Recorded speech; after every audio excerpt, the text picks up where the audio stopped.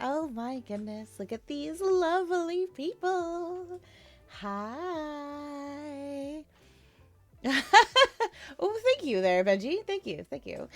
So today, I was ready to play this fishing Japanese horror game. And it was part of Next Fest, and I kind of missed it by like a slight smidge. So unfortunately, I kind of have to do a change of plans. So I decided to download. It's called Helmart.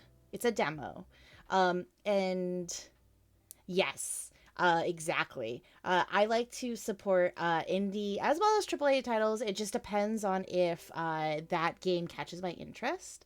Hi, Infinity. Welcome on in. And I love to run supermarket simulators. I don't normally stream them because I feel like I would be boring to you guys. I feel like I would just be so engrossed and like not engaging with you. Hi again. So my concern though is like I don't think you guys would want to watch me do like supermarket simulator. However, supermarket horror simulator. I see what I did there.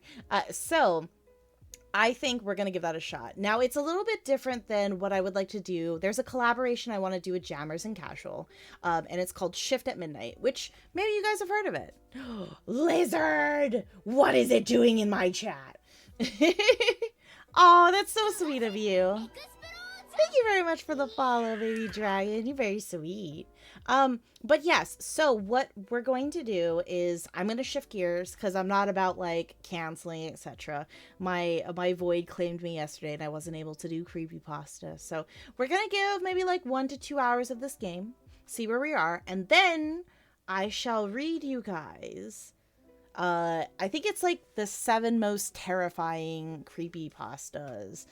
So I will also let you guys vote for it because I don't have the time to do all 7 of them.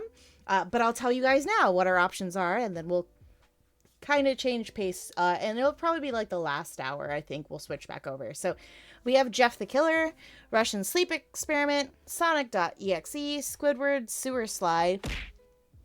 Who threw that fish?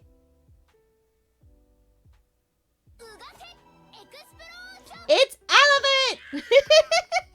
Elephant! Strangled Red, The Goatman, and Slenderman.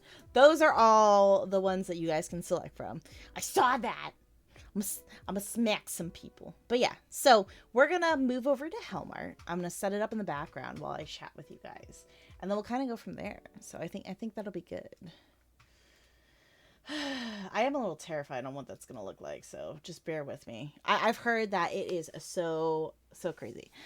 Thank you very much for the compliment, Lazy. I appreciate it. Hi, Ghostface. Welcome on in. But yes, we'll dip into that aspect. I definitely have to. We also will be debuting Selkie and I, and possibly Florence. I don't know if she has hers done yet. We'll be doing these little chibi Halloween models. I hope you guys like them. They're so freaking cute. Selkie designed them, and Florence rigged them. So as soon as that's done, we'll be debuting that ourselves. We'll get all that stuff right in time for Halloween. Don't you worry. There's so much planned. Thank you for the follow, lovely. I appreciate it. All right, let's see where I am sitting at. All right, let's see. Bear with me. I'm going to pull out the demo. I know that there is also an outage of a good chunk of things. Oh! I don't know if I can play the demo either. What? That's crazy. Hold on.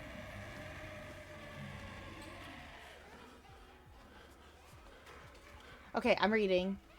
I can't tell if it's because of the AWS outage or if it's something else entirely. I know! Hey, I'm trying here, okay? I'm trying to switch gears. It's not my fault. I want to give you guys something spooky. I'm almost tempted to go back to We Harvest Shadows. Let's see if We Harvest Shadows plays. If We Harvest Shadows plays, then I will just farm and get... Nope. Cool. Okay, all the demos are down, it seems. Okay. Okay, I'm switching gears here, chat.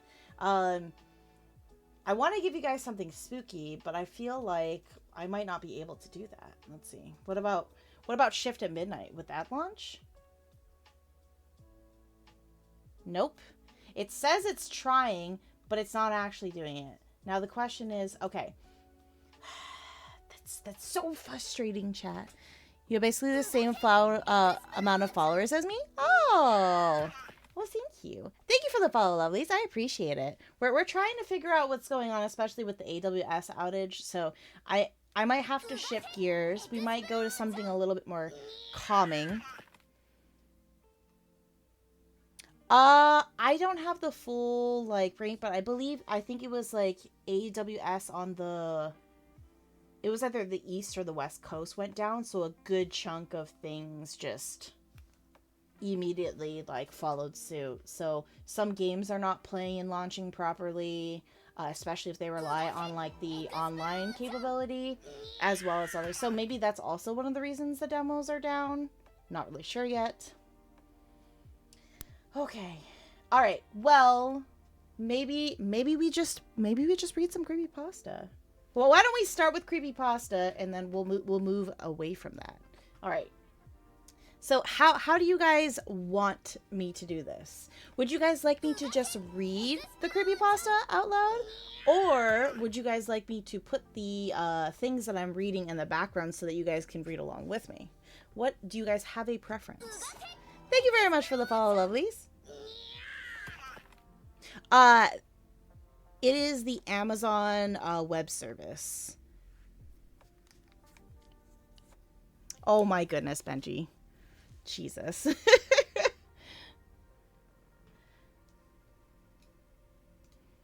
All right, let me see.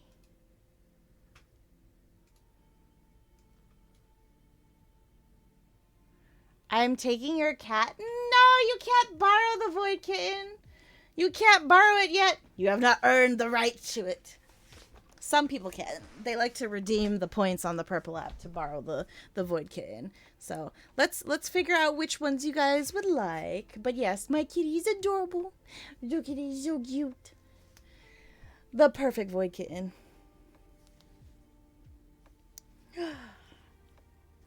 Who said anything about borrowing? Oh no. Both sides are trying to take the kitty. Oh. Alright. Well, if no one has a preference, then I guess I'll just start reading. Hopefully I don't kill you guys. Okay. 1, 2, 3, 4, 5, 6, 7. If nobody has a preference on which one to read, we will just roll. Alright, let's see. Roll me a d7. A 4. Which one is number 4? That is Squidward's Sewer Slide. So does Amazon own a significant chunk of the internet network, and a lot of these IPs use that, and that's why they're down? I don't know exactly, but from my understanding, AWS does provide a very affordable and most of the time reliable service. So a lot of companies do, I guess, what is the right word here? They do rely on it. All right. Lovelies. We will see how this goes. All right, I'm gonna do as much as I properly can here. All right, okay. So, oh, this is a very short one. Let me just double check this is the right one. Thank you very much for the follow, lovely.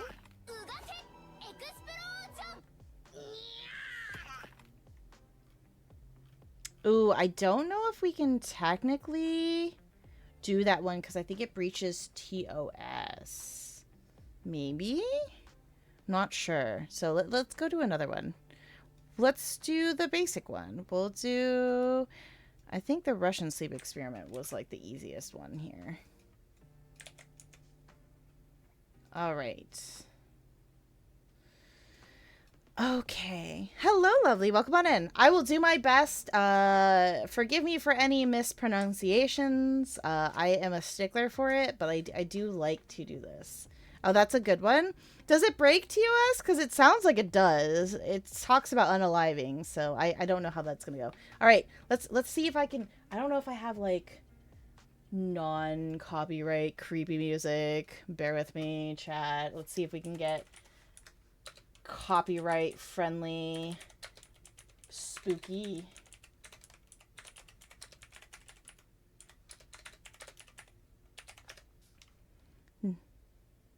No, not the Russian experiment. It's too horrible. What? I'm so confused. Which one is it?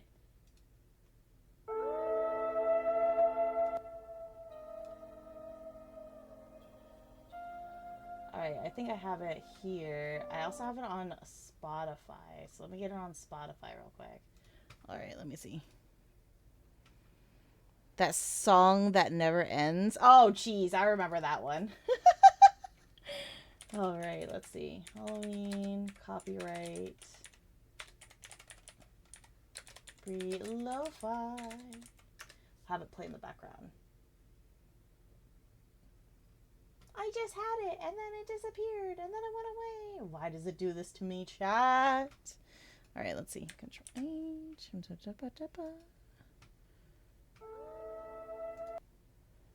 Okay. Use D&D dungeon music ambiance. It's usually copy free. Bet. All right. All right. I have something playing here. We'll keep that a little lower. And then we'll go over there. All right. You let me know if this is... I'm hoping that everything... I just need to sing scary music the whole time. Oh, thanks, Red Panda. You're the best. All right. Without further ado, we will start our little creepy pasta shenanigans, and then we'll move to something else since everything else is being so crazy today. Why? I have no idea, but we're going to do it. All right. Thank you. Okay. This is the Russian sleep experiment. Fennec actually requested that I read this, so we're also doing this. I'm doing this again because I haven't heard of it or seen it in a long time. Okay. Russian researchers in the late 1940s kept 5 people awake for 15 days using an experimental gas-based stimulant. They were kept in a sealed environment to carefully monitor their oxygen intake so the gas didn't kill them. Since it was toxic in high concentration, this was before closed-circuit cameras, so they had only microphones and 5-inch thick glass porthole-sized windows into the chamber to monitor them. The chamber was stocked with books and cots to sleep on, but no bedding, as well as running water, a toilet, and enough dried food to last all 5 for over a month. The test subjects were political prisoners deemed enemies of the state during World War II. Everything was fine for the first 5 days. The subjects hardly complained, having been promised falsely that they would be freed if they submitted to the test and did not sleep for 30 days. Their conversations and activities were monitored, and it was noted that they continued to talk about increasingly traumatic incidents in their past. The general tone of their conversation took on a darker aspect after the 4-day mark. After 5 days, they started to complain about the circumstances and events that led them to where they were, and started to demonstrate severe paranoia. They stopped talking to each other and began alternately whispering into the microphones and one-way mirrored portholes. Oddly, they all seemed to think they could win the trust of the experimenters by turning over their comrades, the other subjects in captivity with them. At first, the researchers suspected this was an effect of the gas itself. Hi, lovelies. Welcome on in. After 9 days, the first of them started screaming.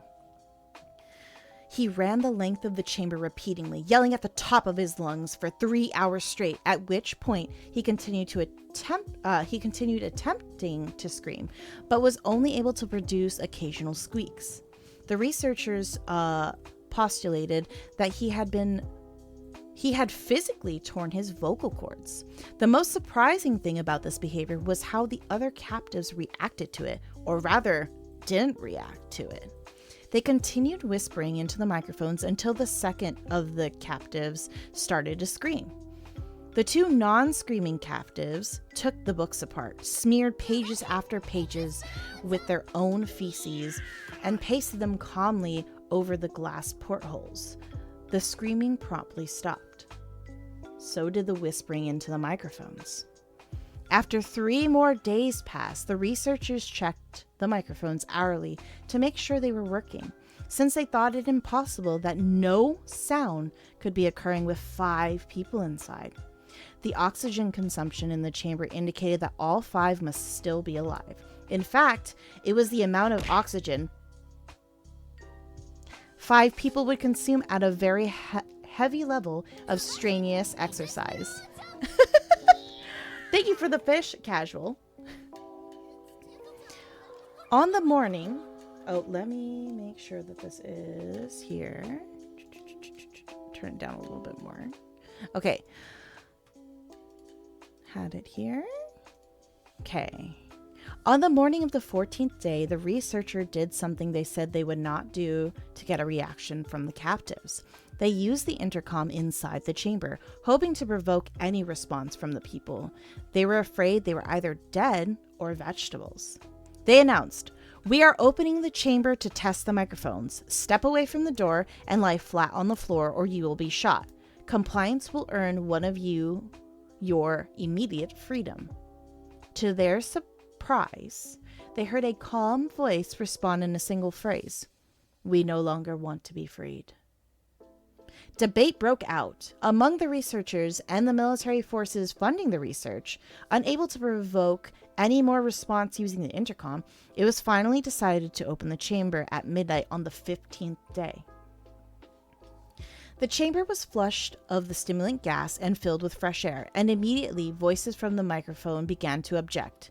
3 different voices began begging, as if pleading for the life of loved ones to turn the gas back on. The chamber was open and the soldiers were sent in to retrieve the test subjects. They began to scream louder than ever, and so did the soldiers when they saw what was inside. All right, I don't remember what's here, but depending on if it's TOS friendly, I may skip over some things. 4 of the 5 subjects were still alive, although no one could rightly call the state that any of them in life. The food rations past 5 days had not been as so much as touched. There were chunks of meat from the dead test subjects' thighs and chests stuffed into the drain into the center of the chamber, blocking it, allowing 4 inches of water to accumulate on the floor. Precisely how much water on the floor was actually blood was never determined. All 4 surviving test subjects also had large portions of their muscle and skin torn away from their body. The destruction of flesh and exposed bones on their fingertips indicated that the wounds were inflicted by hands, not with teeth, as the researchers initially thought. Closer examination of the position and angles of the wound indicated that most, if not all of them, were self-inflicted. The abdominal organs below the ribcage of all 4 test subjects have been removed, while the heart, lungs, and diaphragm remained in one place. The skin and most of the muscles attached to the ribs had been ripped off, exposing the lungs through the ribcage. All the blood vessels and organs remained intact, but I'm being abused by fish. All the blood vessels and organs remained intact. Thank you for the fish, elephant. But had been taken out and laid on the floor, fanning out around the eviscerated but still living bodies. Thank you for the fish, Benji. I'm being abused by fish. The digestive tract of all 4 could be seen to be working, digesting food. It quickly became apparent that they were still digesting was their own flesh that they had ripped off and eaten over the course of the days. Most of the soldiers were Russian special operatives at the facility, but still many refused to return to the chamber to remove the test subjects. The subjects themselves... It's Sengai! Hello, love you. Thank you for the fish. The subjects themselves... Okay. I guess we're just throwing fish today. Is this what you want? Okay. I will continue, even though everybody keeps throwing fish at me. It's crazy.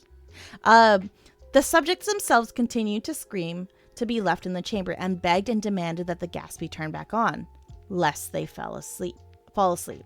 To everyone's surprise, the test subjects put up a fierce fight in the process of being removed from the chamber. One of the Russian soldiers died having his throat ripped out, and another was gravely injured by having his private parts ripped off and an artery in his leg severed by one of the subject's teeth. Jesus. I do want that. Of course you do.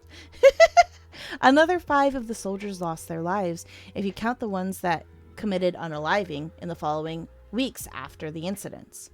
In the struggle, one of the 4 living subjects had his spleen ruptured and bled out immediately. The medical researchers attempted to sedate him, but this proved impossible. He was injected with more than 10 times the human dose of morphine derivative and still fought like a cornered animal, breaking the ribs and arm of one of the doctors. His heart was seen to beat for a full 2 minutes after he had bled out, to the point that there was more air in his vascular system than blood. Even after it stopped, he continued to scream and flail for another 3 minutes, struggling to attack anyone in reach and just repeating the word "more" over and over, weaker and weaker until he finally fell silent. The surviving 3 test subjects were heavily restrained and moved to a medical facility, the 2 with intact vocal cords continuously begging for the gas, demanding to be kept awake. The most injured of the 3 was taken to the only surgical operating room that the facility had, in the process of preparing the subject to have his organs placed back within his body.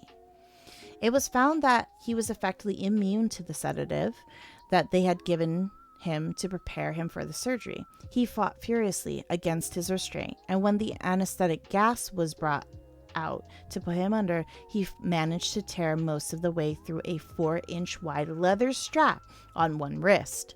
Even though the weight of a 200-pound soldier holding that wrist, it took only a little bit more anesthetic than normal to put him under, and in the instant his eyelids fluttered and closed, his heart stopped. I've been abused by a fish, and I'm pretty sure someone subbed because I became a demon again, and I have no idea what's going on. But thank you for the sub, whoever did it. I appreciate you. All right. In the autopsy of the test subject that died on the operating table, it was found that his blood had tripled the normal level of oxygen. The muscles that were still attached to his skeleton were badly torn, and he had broken 9 bones in his struggle to not be subdued. Most of them were from the force of his own muscles that had exerted on them. Emotional confession for sure. I look so dominant and evil. Well, thank you. Thank you. I appreciate it. The second survivor had been the first of the group of the 5 to start screaming. Thank you for the share, Luke, and I appreciate it. His vocal cords destroyed. He was unable to beg or object to surgery, and he only reacted by shaking his head violently in disapproval when the anesthetic gas was brought near him. He shook his head, yes, when someone suggested reluctantly that they should try surgery without anesthetic, and did not react for the entire 6 hours, the procedure of replacing his abdominal organs or attempting to cover them with what remained of his skin. The surgeon presiding stated repeatedly that it should not be medically possible for the patient to still be alive. One terrified nurse assisting the surgery stated that she had seen the patient's mouth curl into a smile several times whenever his eyes met hers. When the surgery ended, the subject looked at the surgeon and began to wheeze loudly, attempting to talk while struggling.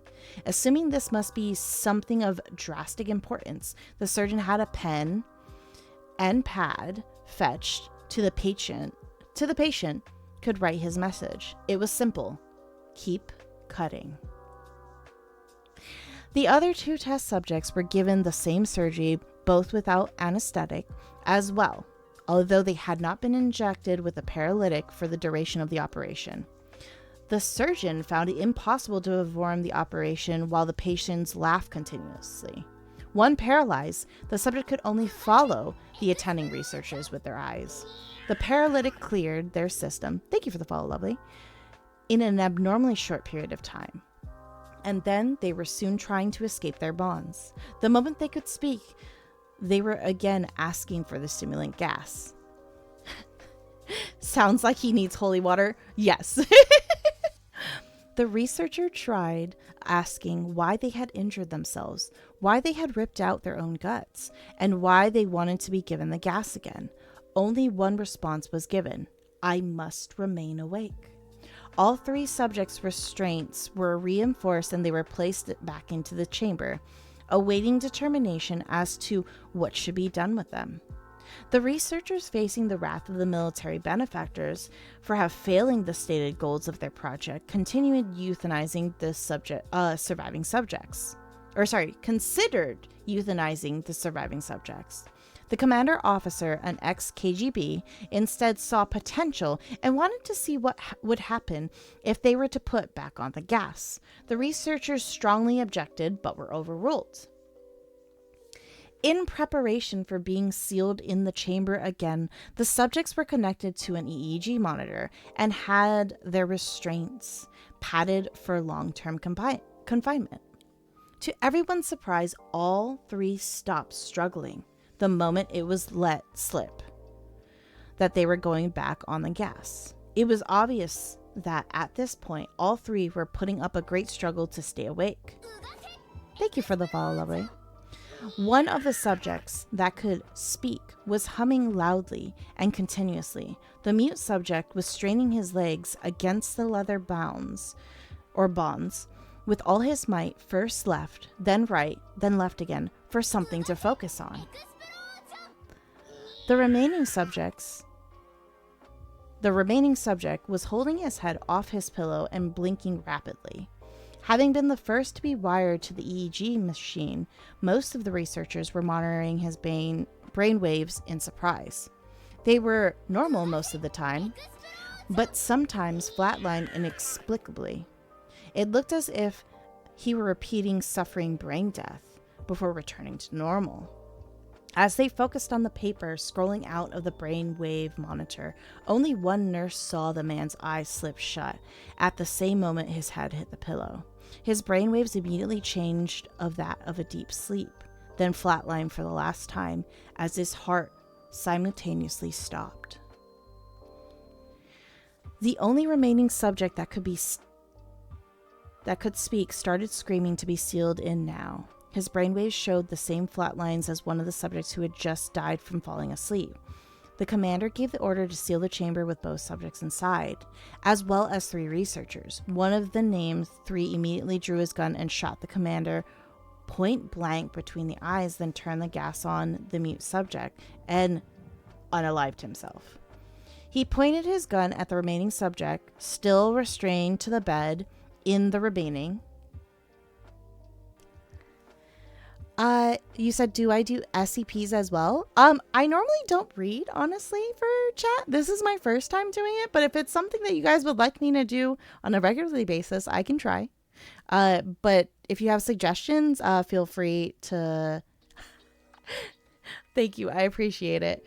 You guys can let me know what you would like to hear, and I can try to do that for you. All right. It shows that you don't read. I don't read? Well, I do read content. I just don't read on stream for people. This is probably the first time I have generally read for my community. So that is the difference. All right. Let's see. Okay. He pointed his gun at the remaining subject. Sengai, of course you don't read.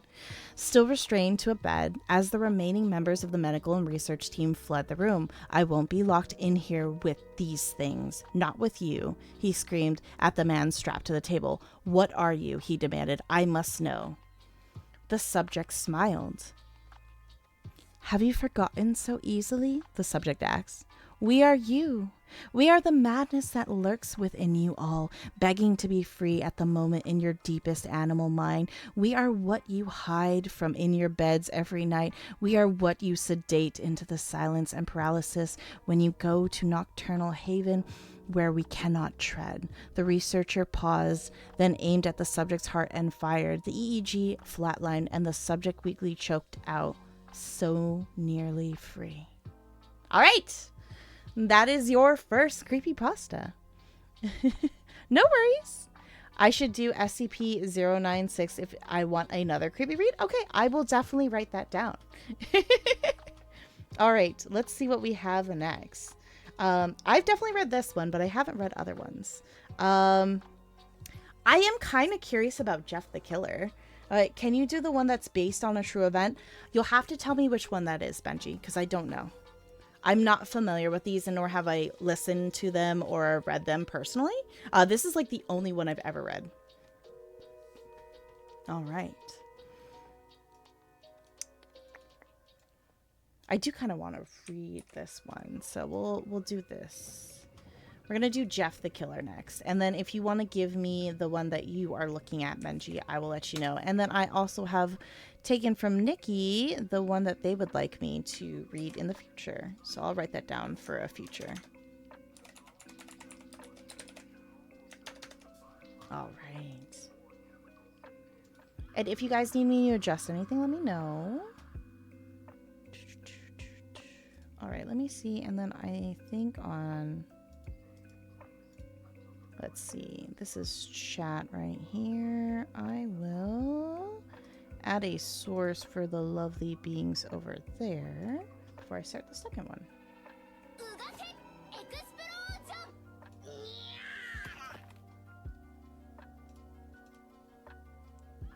There we go. I'll put that up there. Perfect.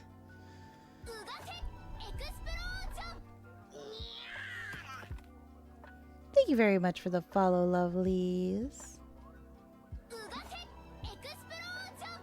Alright, I'm trying to put it up there so that you guys can at least see it. Alright, there we go. Okay.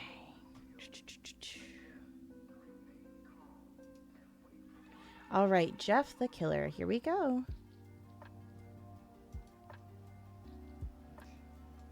It'd say 31 minutes of reading. That's crazy.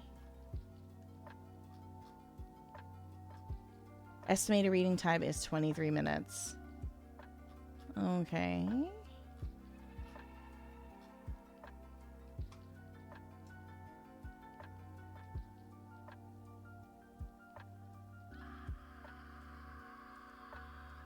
All right. Need to find... I'm like trying to find the story because it seems like a lot of people are giving me back lore for it.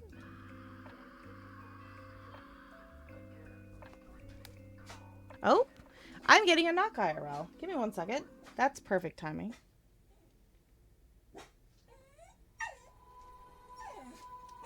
You said you hear scream? No, that's the background music. Give me 1 second, chat. I will be right back.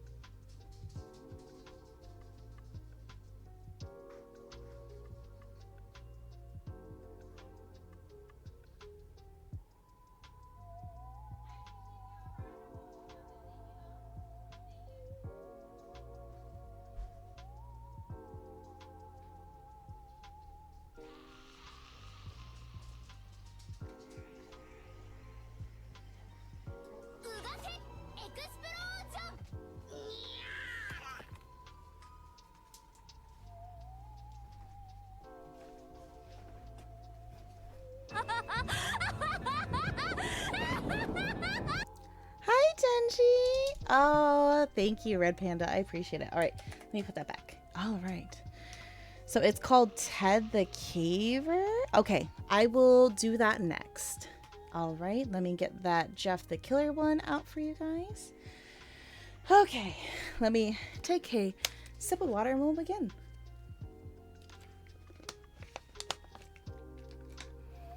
All right.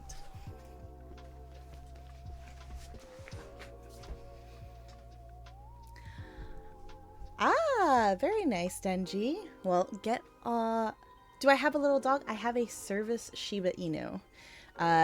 He alerts me when people are at my door or if I'm dizzy or anything like that. So that's my little Shiba. He's a cutie. All right. Okay, I've never read Jeff the Killer. I've always heard of him being one of the icons of creepypasta. So we're gonna do this adventure together. All right. Okay. He's such a cutie. He has the attitude of a cat, but when he is on, like, when he's working, he does a great job, and I love him for it. Oh, very nice, Denji. All right, lovelies. I shall begin. I'm going to butcher this, but it looks like Mandyville, maybe? The day Jeffrey Woods and his family arrived at their new home, the sky was overcast, and the weather was muggy. The gray seemed to punctuate his mood. He was not thrilled to be here. Their new home was beautiful, though a true example of his father's newfound success. But still, it wasn't the home he'd known. A week after they'd settled in, Jeff and Lou woke up early. The sky was a crisp, gorgeous blue, and although the Louisiana heat was playing its usual cruel tricks, the brothers decided that a morning bike ride to explore the area would be just the right ticket to combat the slight pangs of homesickness that they'd both been experiencing over the last week. "I miss home," Lou blurted, as Jeff was smearing salsa on the microwave burrito that would serve as his breakfast. "Me too, Lou. But I guess this is home now. We just sort of have to make the most of it." "I know, but all of our friends and stuff are back in New Orleans. Remember that building we'd always sneak up to the top of and watch the city lights? Come on, I miss that," Lou responded, sounding down. "Yeah, and ZM Video? The owner knew us and would always let us rent R-rated movies without our parents there. And he always hooked us up with a free video game rental if we got a few movies. Yeah, I miss that too. But Lou, we have to..." Lou interrupted. "I know. We have to make the most out of this. This place just seems so fake. And Mom and Dad still treat us like we aren't even here." "Hi, lovely." Yep, they do. I was sort of hoping the new house would improve their mood, but what can we do?" Lou had no answer. Jeff finished his breakfast and the two boys left the house to mount their bikes and explore a bit more. As it turned out... Thank you for the heart, lovely. Their bikes explore a bit more. As it turned out, the subdivision they moved into was rather close to a cluster of stores in a small shopping center. Village Shopping Center was the name of the short row of businesses. Within these were a Pizza Hut, a Chinese restaurant, a tobacco store, a Sprint store, and what Jeff and Lou were most excited about, a video store. Oh no, you're perfectly fine, lovely. I try to like say hi to chat so you guys don't think I'm like ignoring you, but I also don't want to like interrupt every second so that you guys are like, I just want to listen. I know, not a pizza. That cheese stuffed crust. Yum, yum, yum. "We'll have to get Mom or Dad to come down here and open up an account so we can rent movies," Lou mentioned, as Jeff flipped a box over to read the description of a horror movie. "Shit, you're right," Jeff snapped, feeling a bit of frustration at this thought. He knew getting his parents to actually come down here and set up a membership would take forever, since their usual after-work routine was to go off into separate rooms until they got hungry enough to come out and speak. Jeff glanced over the girl working behind the counter. "Maybe I can go over there and sweet talk her into giving us accounts," he joked. "Yeah, right, Jeff. One look at you and she'd probably ban us," Lou remarked, a smile broad on her face. "You doubt me, little man?" "Tout you? The guy who kissed 2 girls and almost touched a boob? Never. Please go over and lay on all the charm." whatever. I totally would have banged that girl, but her parents came home and last time you told me that story, you told me her parents were out of town and her sister came home. Jeff became flustered. And while in the process of trying to make yet another comeback, the girl behind the register removed all doubt by speaking to the boys herself. Hey, aren't those your bikes? The young woman asked, pointing towards the glass window. Missed opportunity? Yes. Yes. No tickle party for him. Randy, Keith, and Troy. Jeff and Lou looked over and saw 3 boys outside, 2 of which were riding around in circles on the Wood brothers' bikes. They would spin them around and then jump off, letting the bikes crash onto the pavement, and just to stand them up and ride them again. The 2 boys riding the bikes were both slim in build. A heavier boy stood on the sidewalk drinking a Red Bull and watching. Jeff and his brothers made their way towards the doors of the video store. The overweight kid saw them coming. Jeff couldn't hear what he said to his 2 friends, but he made some sort of gesture while shouting. The other 2 boys dumped the bikes where they lay and walked towards the sidewalk, directly towards the 2 brothers. Those your bikes? One of the boys asked, as Jeff and Lou entered the summer heat. Yeah, why are you riding them? Lou asked sharply. We just saw them there, man. Relax. We figured someone just left them out for us. The same boy responded as his 2 friends joined him on either side. Jeff, determined to make a good start, tried to change the course of this conversation. Well, they're ours. We just moved here about a week ago. We live on Fairmont Avenue, a few blocks from here. We were just checking out the neighborhood. Jeff hoped that a civil turn could turn things around. But he could tell by the insolent look on the kid's face that was a difficult gamble. Good for you. You moved somewhere, the fat kid remarked. Oh yeah, Troy, the first boy spoke. They moved into that piece of shit house with that gravel driveway. I was wondering who bought the place. Well, Randy, now we know, the big kid, apparently named Troy, replied. Jeff, still trying to salvage the conversation, tried peaceful banter one more time. Okay, so you're Troy and you're Randy. Well, I'm Jeff and this is my brother Lou. We just moved here from New Orleans. You ain't in New Orleans now, the 3rd boy, who just now decided to speak, remarked. Yeah, and who the fuck said you could call us by our names? Randy asked, that insolent privileged smile never leaving his face. Jeff smiled and responded to Randy. Well, I guess I could have called you a fucking asshole, but I figured I would give you the benefit of the doubt. In the moment, a flare of rage replaced the smirks that had rested on Randy's face throughout the entire exchange. These kids are upsetting me. Just be nice. I know, right? The other 2 boys, Troy and the 3rd member of this band, seemed to be monetarily struck silent. Perhaps they weren't used to being stood up to. Oh, I'm sorry.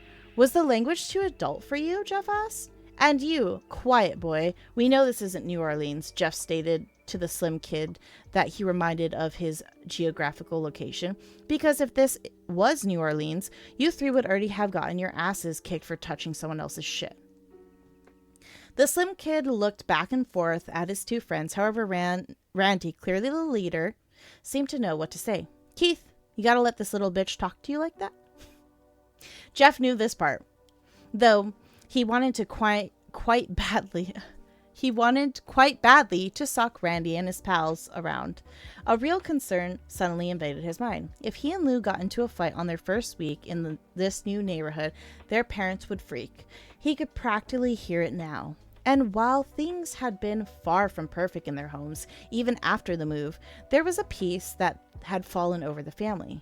Jeff, fighting his urges, decided to do his best to keep it. He looked over the 3, all very well dressed, very privileged looking suburban kids, and dismissed them. You guys are boring. Come on, Lou. Let them continue their play date without us.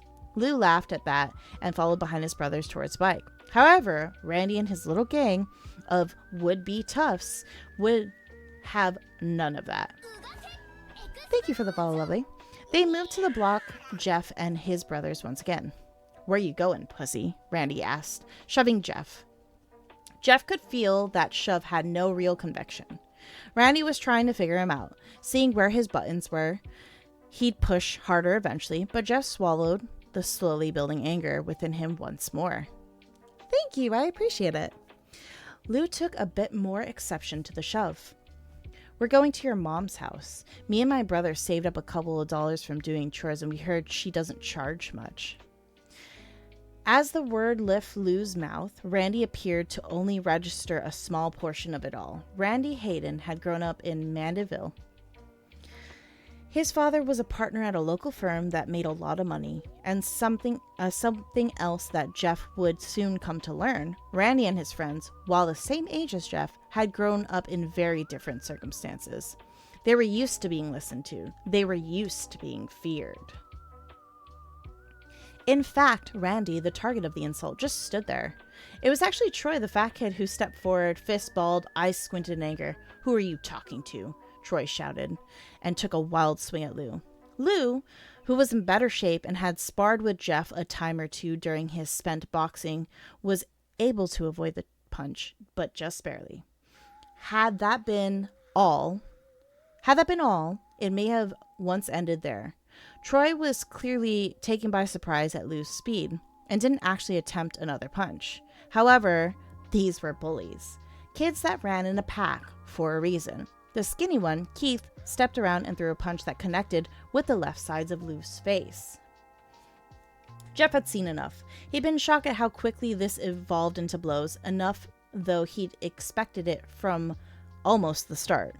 When he first met Randy and his friends, he'd been curious. From there, he developed an annoyance with them, and slowly that annoyance had evolved into anger. However, upon seeing Lou punch, seeing the small trickle of blood from form on his brother's lower lip, the smug look of satisfaction on Keith's face, that anger that Jeff felt suddenly exploded into rage that he had never felt before in his life. Jeffrey Woods did not hesitate. He stepped forward, his feet automatically falling into the correct stance that he learned from boxing classes his father once enrolled him into, and delivered a powerful right hand to Keith's face. The skinny boy had no time to register the shock or pain. The punch caught him by surprise, and his knees buckled. Keith went down to the ground in a heap of confusion and dawning fear. Randy, the so-called leader, was almost too shocked to move. He'd had quite a lot of experience starting fights, but no real time logged losing them.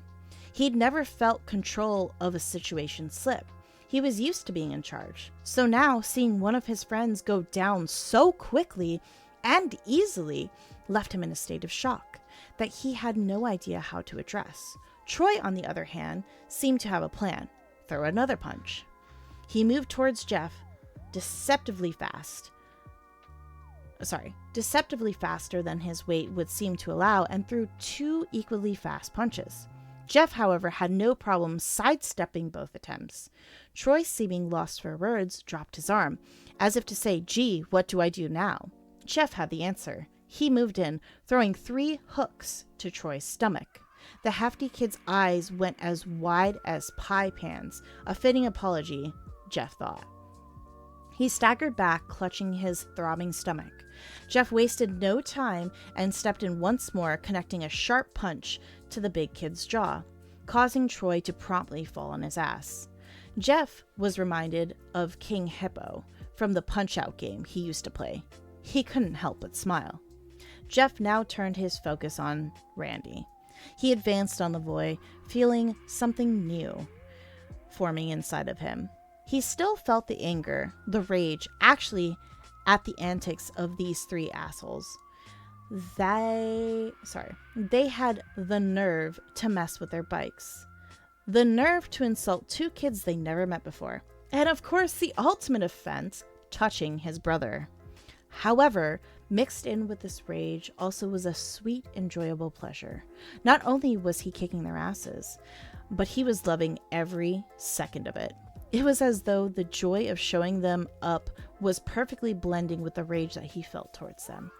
Together, it formed into a sadistic control sense of power.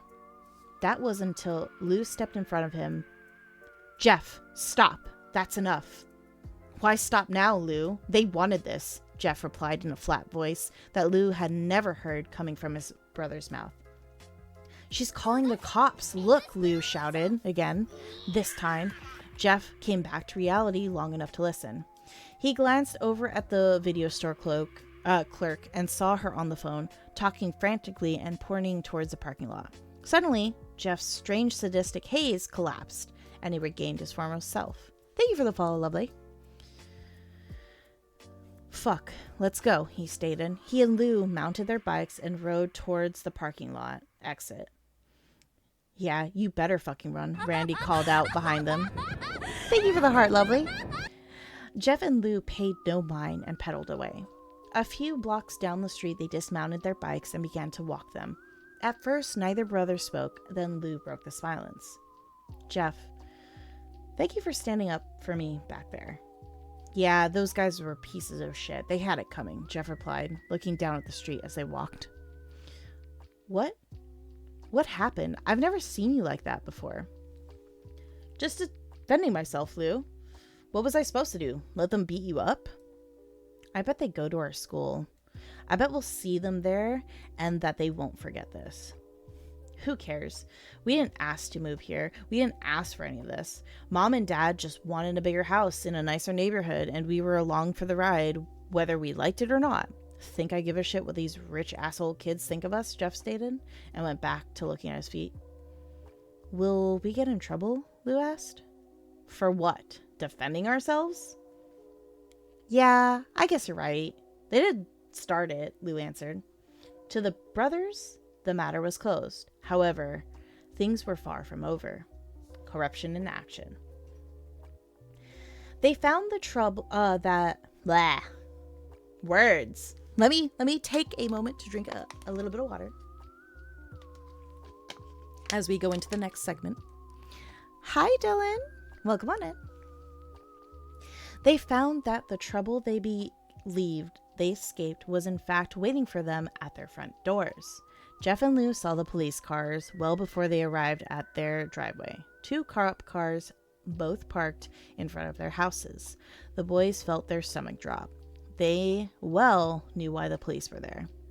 The brothers entered in the living room to find their parents sitting on the couch, 2 cops standing leaning on the wall writing in their notebooks. What did you 2 do? Sheila practically screeched as the boys entered the house. Lou, younger and less centered than Jeff, began to go on the defensive. Some kids tried to jump us down by the video store. They were messing with our bikes. And when we went outside, they got in our faces. That's not what we heard, Matt Woods interjected, his voice firm and ripe with anger and dissatisfaction.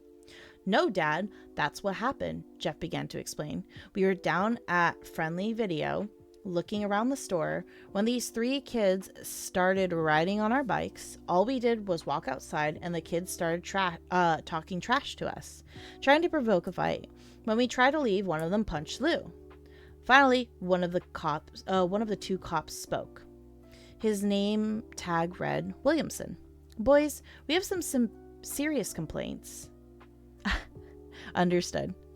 Boys, we have some serious complaints about the 2 of you. From what eyewitnesses at the shopping center said, you 2 started the confrontation with Randy and his friends. Jeff took notice at how familiar the cop's tone was when he said Randy's name. This was a small town after all, and there was a good chance that this cop coached Randy in a little league or drank beers with his dad. Hell, it was even possible that this cop could be an uncle to one of the bullies. No, sir, Jeff replied. We didn't start it. They did.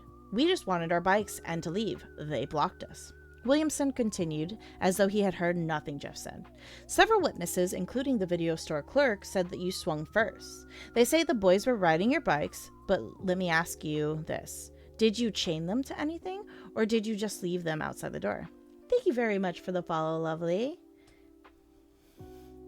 Yes, the hearts are on the purple app, so if you follow me there, you will get hearts. I appreciate it. All right. Did you chain them to anything, or did you leave them outside the store? What does it matter? Lou demanded. Well, son, if you just left your bikes laying around on the street, you can't exactly blame Randy and his friends for riding them. Now, can you? It'd be different had you secured them somehow, but you just left them there. Mom? Dad?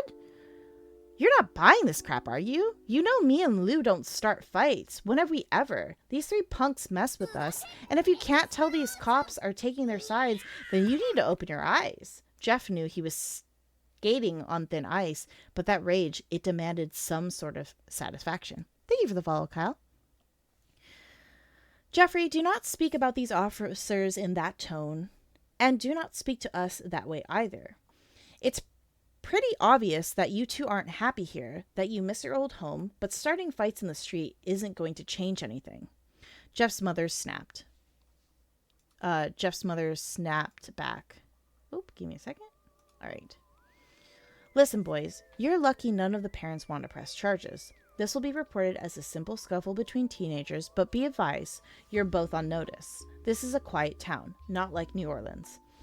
We don't tolerate this sort of behavior over here. If you see Randy, Keith, or Troy, I highly suggest you tell them you're sorry. We'll be keeping an eye on both of you, so don't let this happen again. You don't want to have an arrest record, do you? Jeff felt his anger bubble over, and he could not hold his tongue. Who is he to you, Officer Williamson? Is Randy your nephew? Is he a friend's son? Or maybe you go over and screw his mom while you're on duty. Which one is it, officer?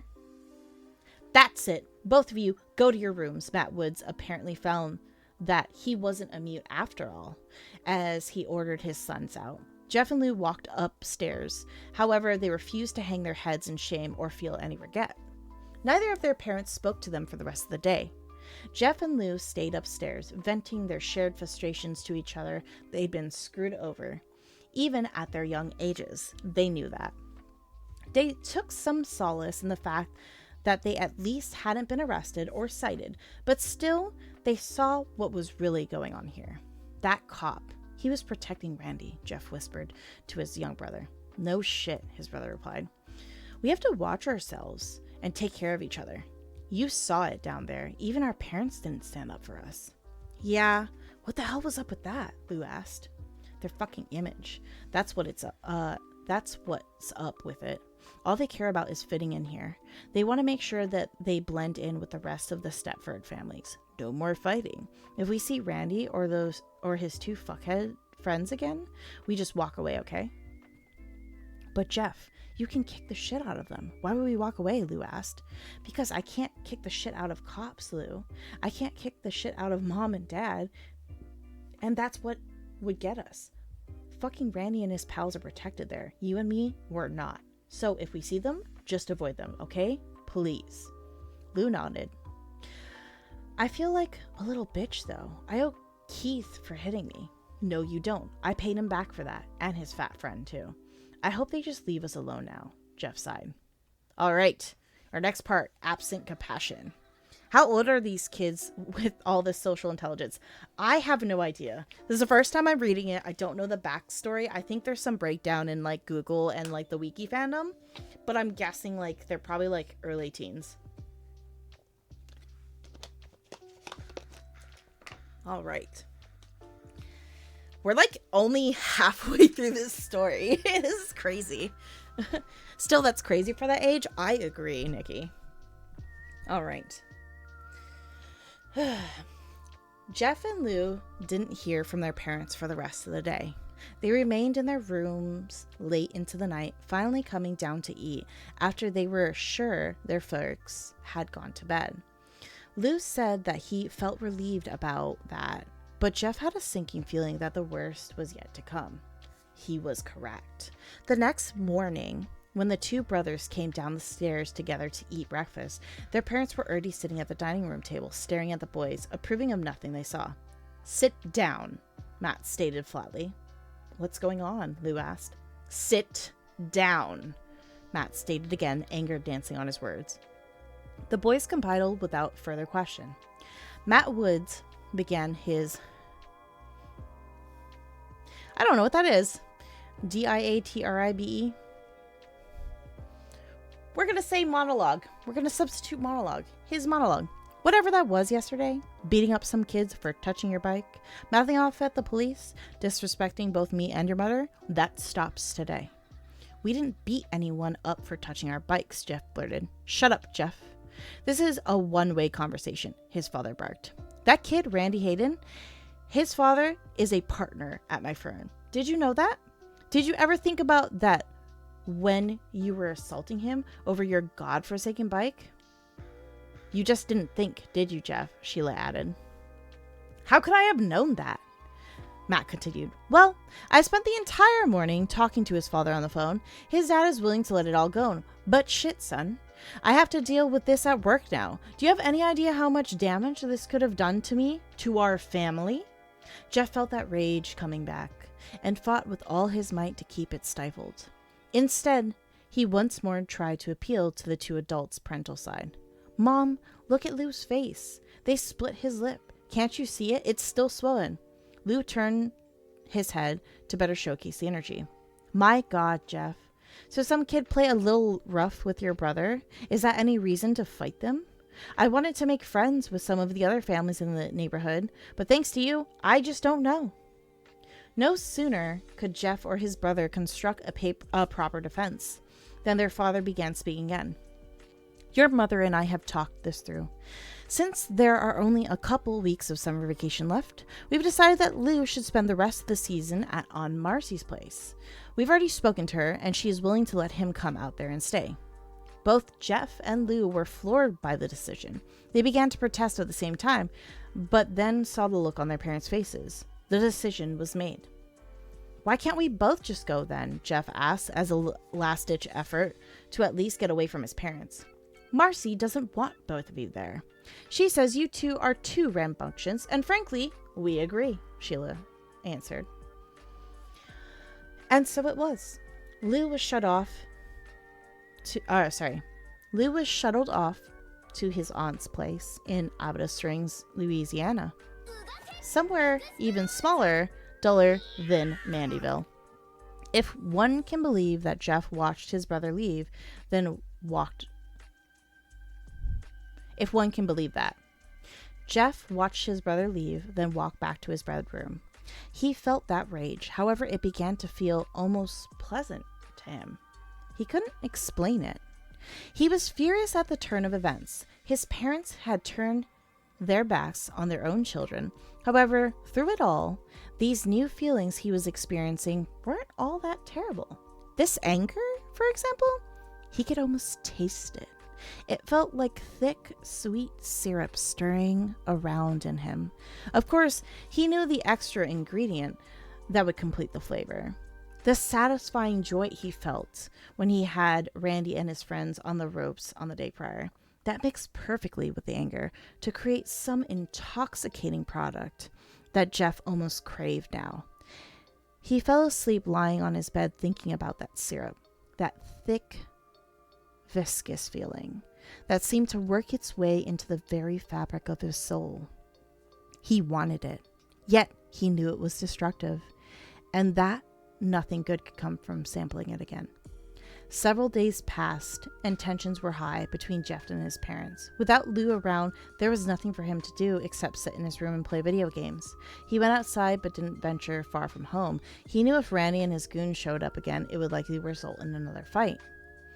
For a few days, that worked well, and Jeff believed he could get through this. However, his mother changed all of that on an early Saturday morning. Jeff was awoken suddenly by a sharp sunlight striking his face. He'd heard his mother humming, something that she rarely did. Even in his half-asleep state, he knew that the humming was forced. She was doing it to wake him up, and figured that adding sunlight would get things there even faster. When she noticed Jeff's eyes cracking open, she sauntered over to his bed and began speaking in a tone that simply oozed false joviality. All right. Forest friends! Let me take another drink of water.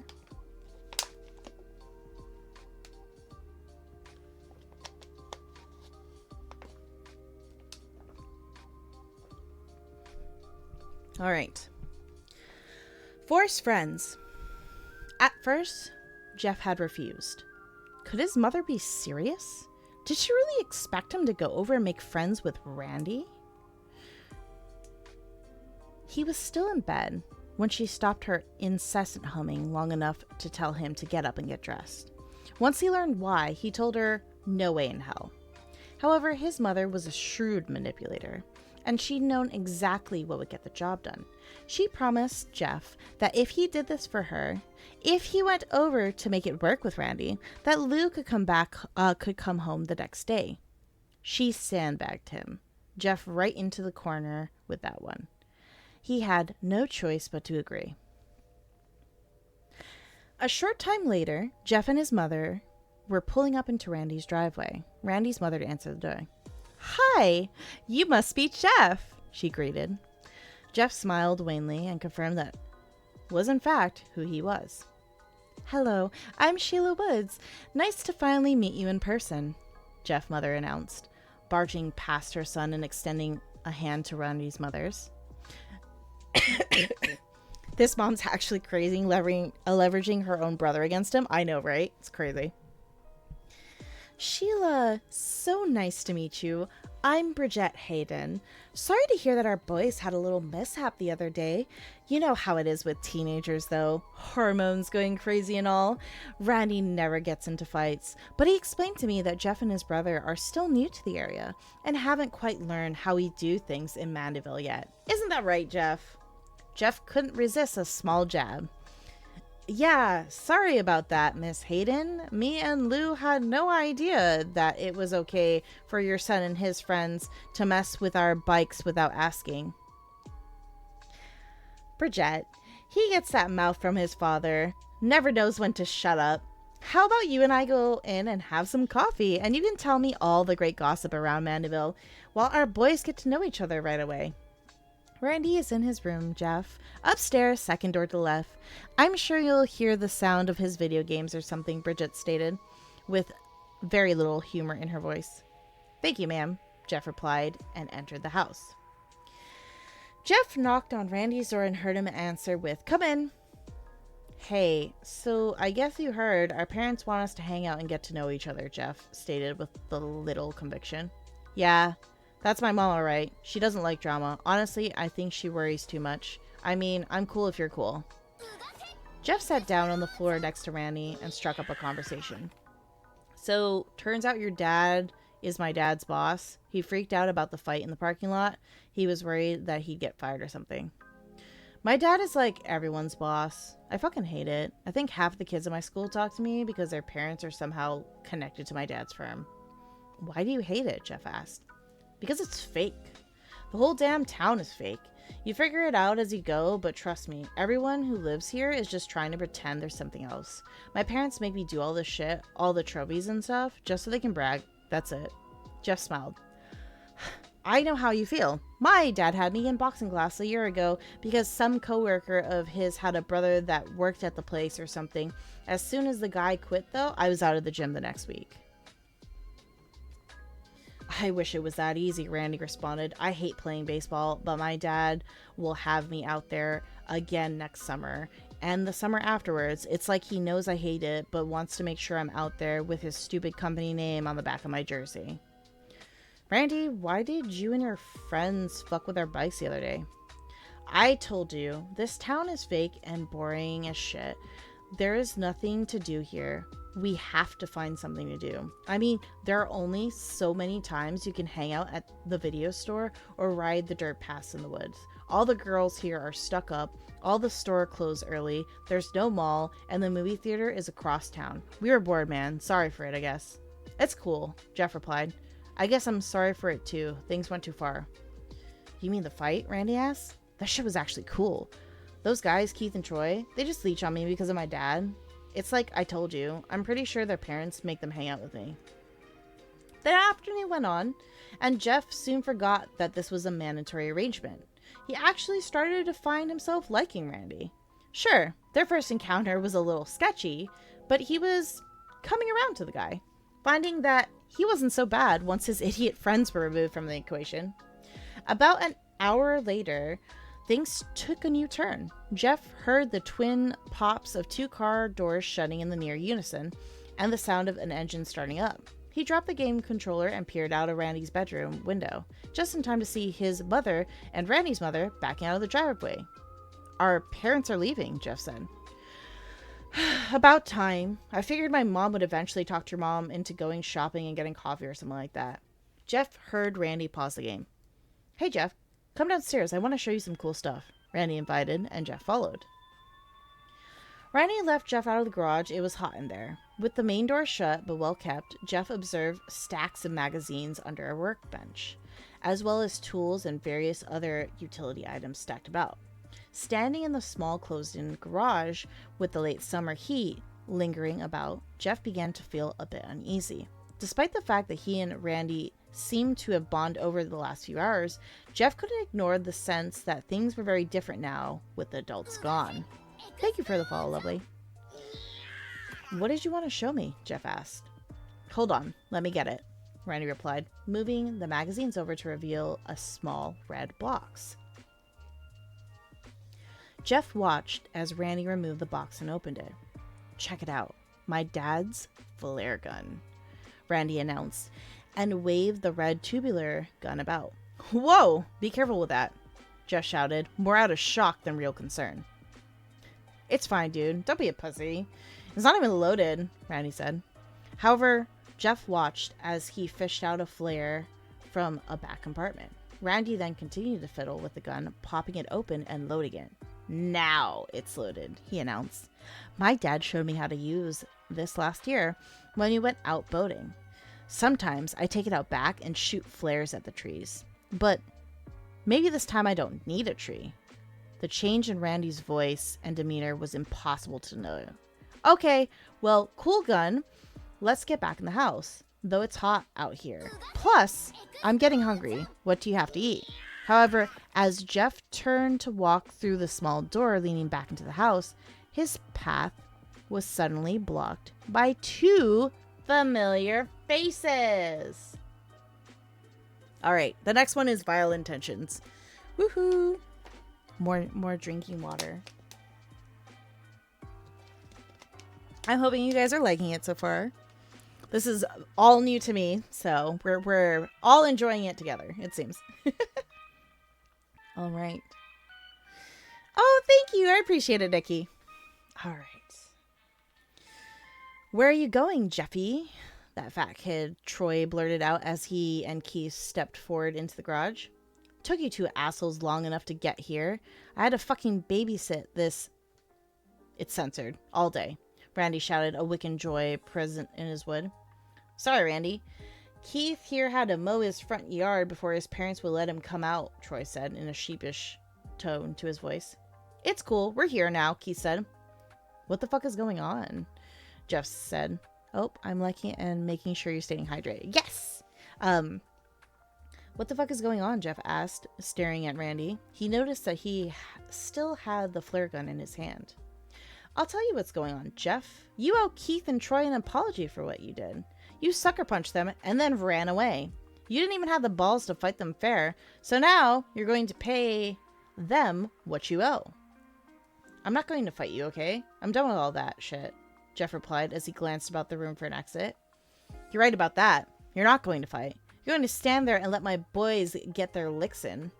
Then I get mine. And when that's done, you get the fuck out of my house. I'll tell my mom that you got sick and walked home. And after that, if you see us again, you better walk the other way. I'm not going to stand here and get hits by you and your friends. So just let me go home.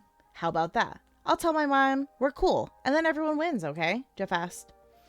Randy then raised the flare gun towards Jeff. No, you stay, pussy.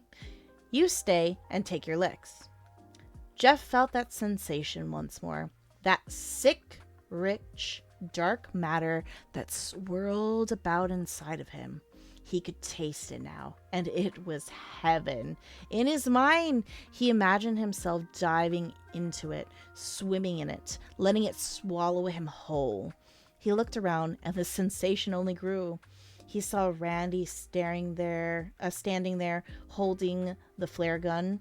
It was limp in his hands, though, and the hammer had not been cocked back.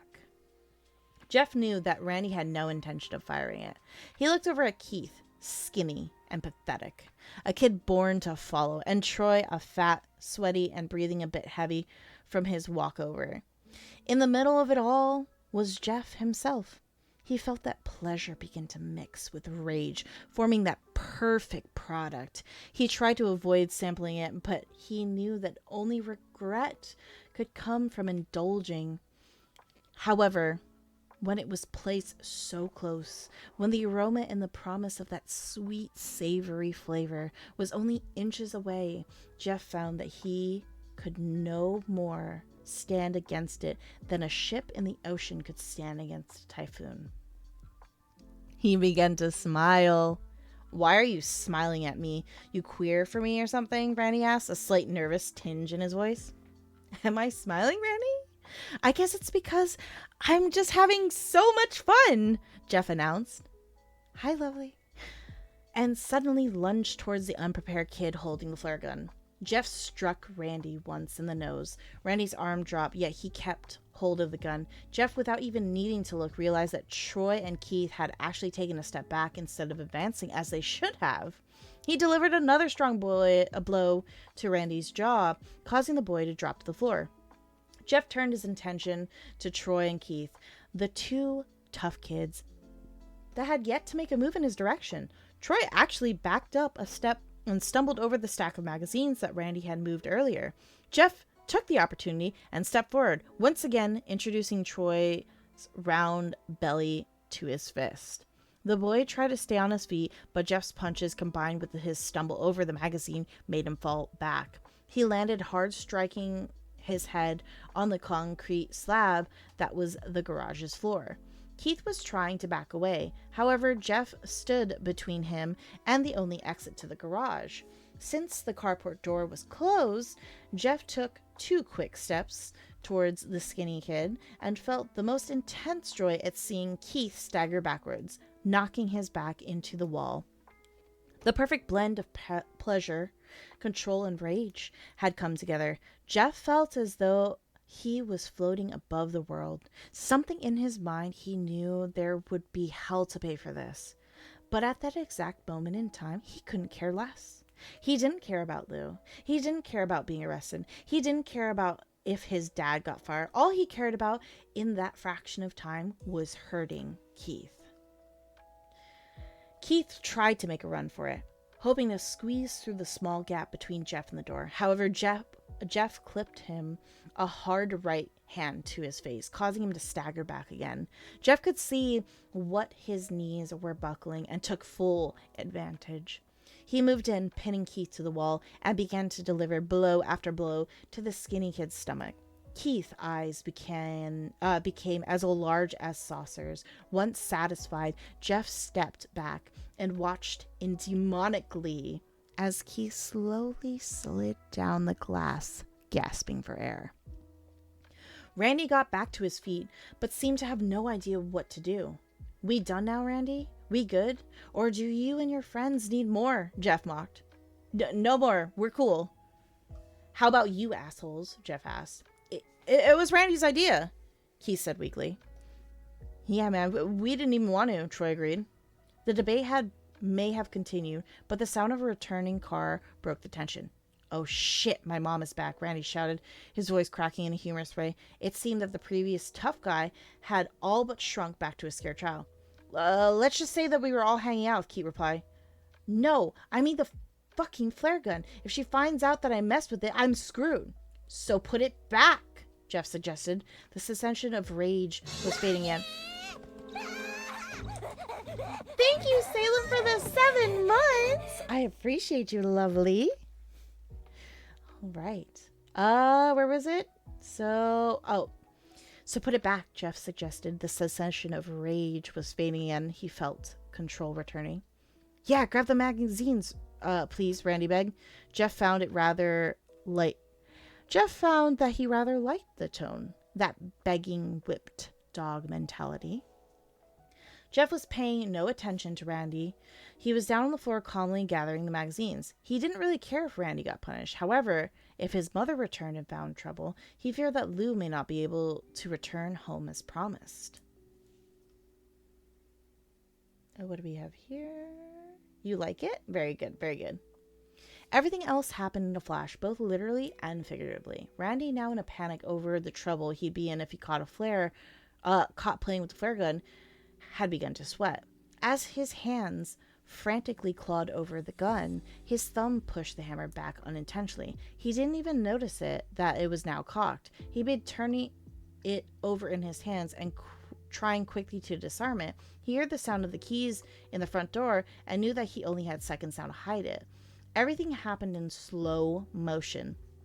The gun slipped from Randy's sweaty hands as he attempted to rotate it once more. He saw it fall to the floor, seeming to float to the ground. Jeff, busy stacking the magazines, had only had enough time to register Randy's shocked gasp as he turned to look in the boy's direction, just in time to see the bright red flare gun hit the floor. The gun discharged, launching a speeding ball of fire directly at Jeff, who felt a hot flash of heat and pain tear across the left side of his face. After the initial registry of agony, there was no more thinking. Jeff began to scream, clutching the left side of his face and rolling around on the floor. For a while, he forgot everything as he was plunged into that dark, rich syrup once more, the rage almost serving to dull the pain. When he finally did come to a stable level of alertness, he realized he was in the hospital room. Half of his face was bandaged, he knew that much. He wanted to open his eyes and speak, let his family know he was awake, but the drugs still had a firm hold. He was awake, but not quite functioning. He could hear several familiar voices, though. All right, the next start. The Birth of a Killer.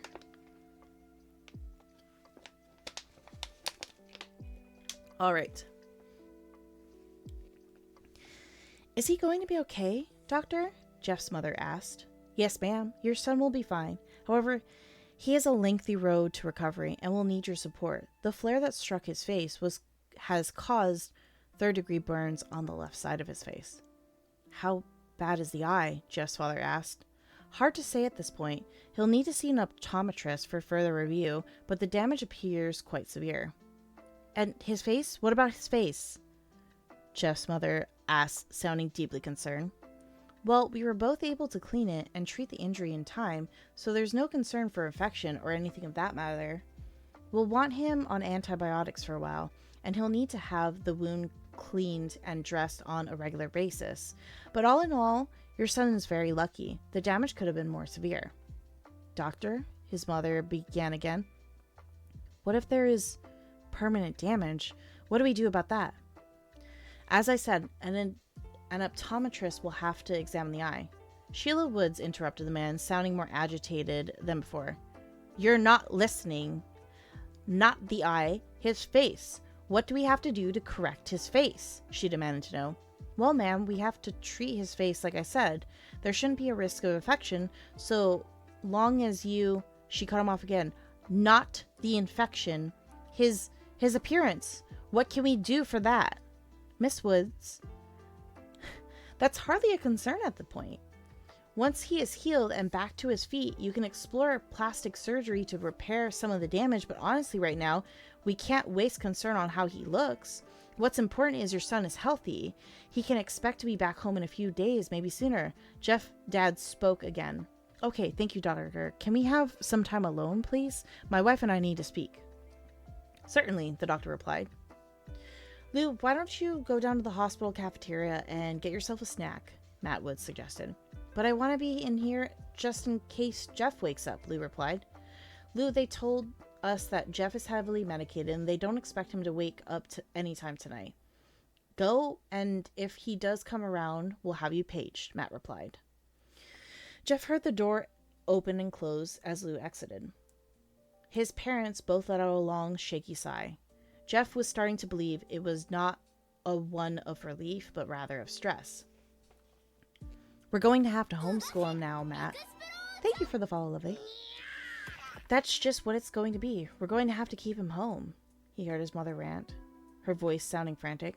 What? I mean, he probably won't be able to start school right on time, but I doubt he'll miss a whole year, his father responded, trying to maintain a calmer voice. I'm not talking about that, Matt. I'm not worried about missing a week or two of school. I mean his face. You heard what the doctor said. His face is going to be disfigured, Sheila argued back. We don't even know the full extent of the damage yet, Sheila. It could be minor. It could possibly heal. And you heard what the doctor said. Plastic surgery could be an option in time. In time? What kind of time? A year? 2 years?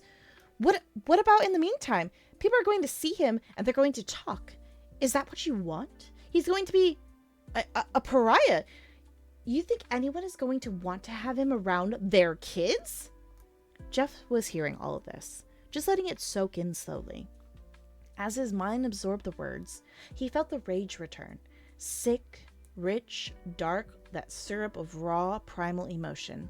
He wanted to scream at his mother, to tell her to shut up, that he was the one lying here with half his face burned, blind in one eye, all thanks to her forcing him to go over to Randy's house. He wanted to ask her why she left, why she went off to go shopping or having her nails done or whatever it was that she did. He wanted to know why she'd be leaving him alone with a kid who just before tried to jump him and his brother. He wanted to know why she would care so much about his appearance than the fact that he was lying in the hospital. However, there was still so much more that he wanted to know as well. He wanted to know how much more his mother hated him, how much she saw in him as a pariah now. He wanted to continue to swim in the thick pool of dark hatred that was starting to form from rage and anger. That was a new one. Before it was anger, and then it was anger mixed with pleasure, and now it was anger mixed with hatred. While he longed to be free of it, knowing that he most certainly preferred the false sense of love and concern he believed he heard from her before, he also wanted to test it out a bit more.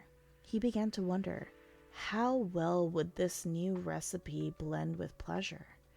How would it feel? Matt Woods began to speak again. I just can't believe he shot himself in the face with a flare gun.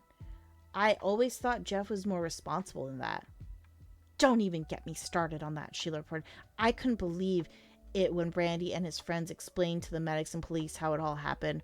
He was just trying to show Jeff around the house and wanted to show him the collection of magazines his dad kept in the garage. You know, boys. He was probably hoping it was a couple of Playboys would be in there or something. Then he said Jeff found the box containing a flare gun and wouldn't stop playing around with it. And you should have heard those other boys, Matt. They told me they practically begged Jeff to put it down before he got hurt, and he just had to show off.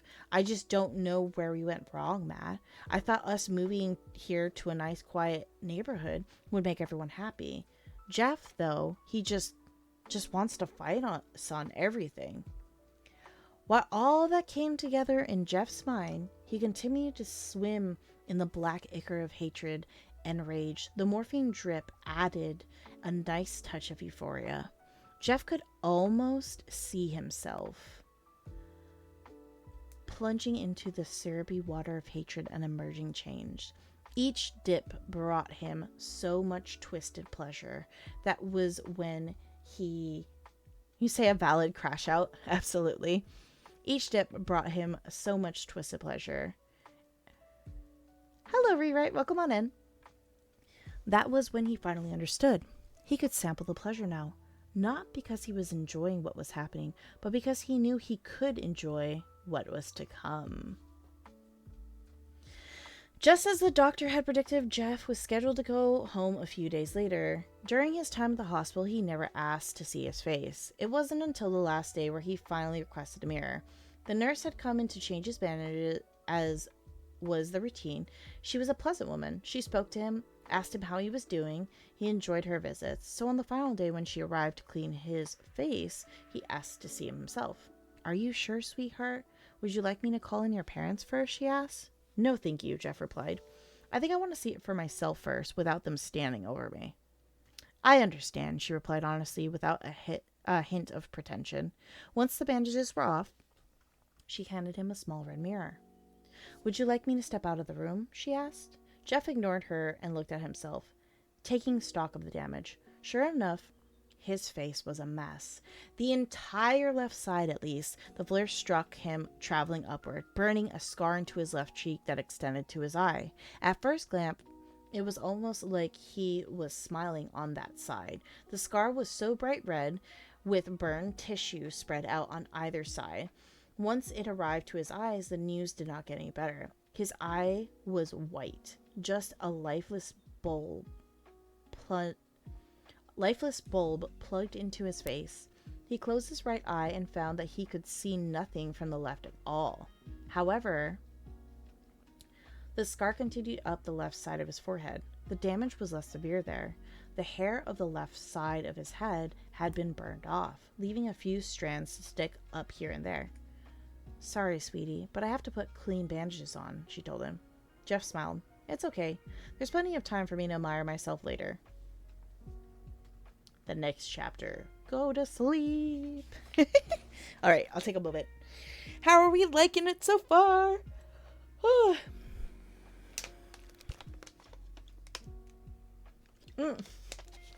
It's casual. I love the little like clapping emoji. It's so cute. Killing it. Oh, thank you, Nikki. Oh, very good. Thank you, Mr. Lion. I appreciate it. Good. Let's see. Oh, thank you, Theros. I appreciate it. Let's see. Okay, this is the last chapter. I can't duck. You always throw fish at me. I can't duck. There's no way for me to do that. All right.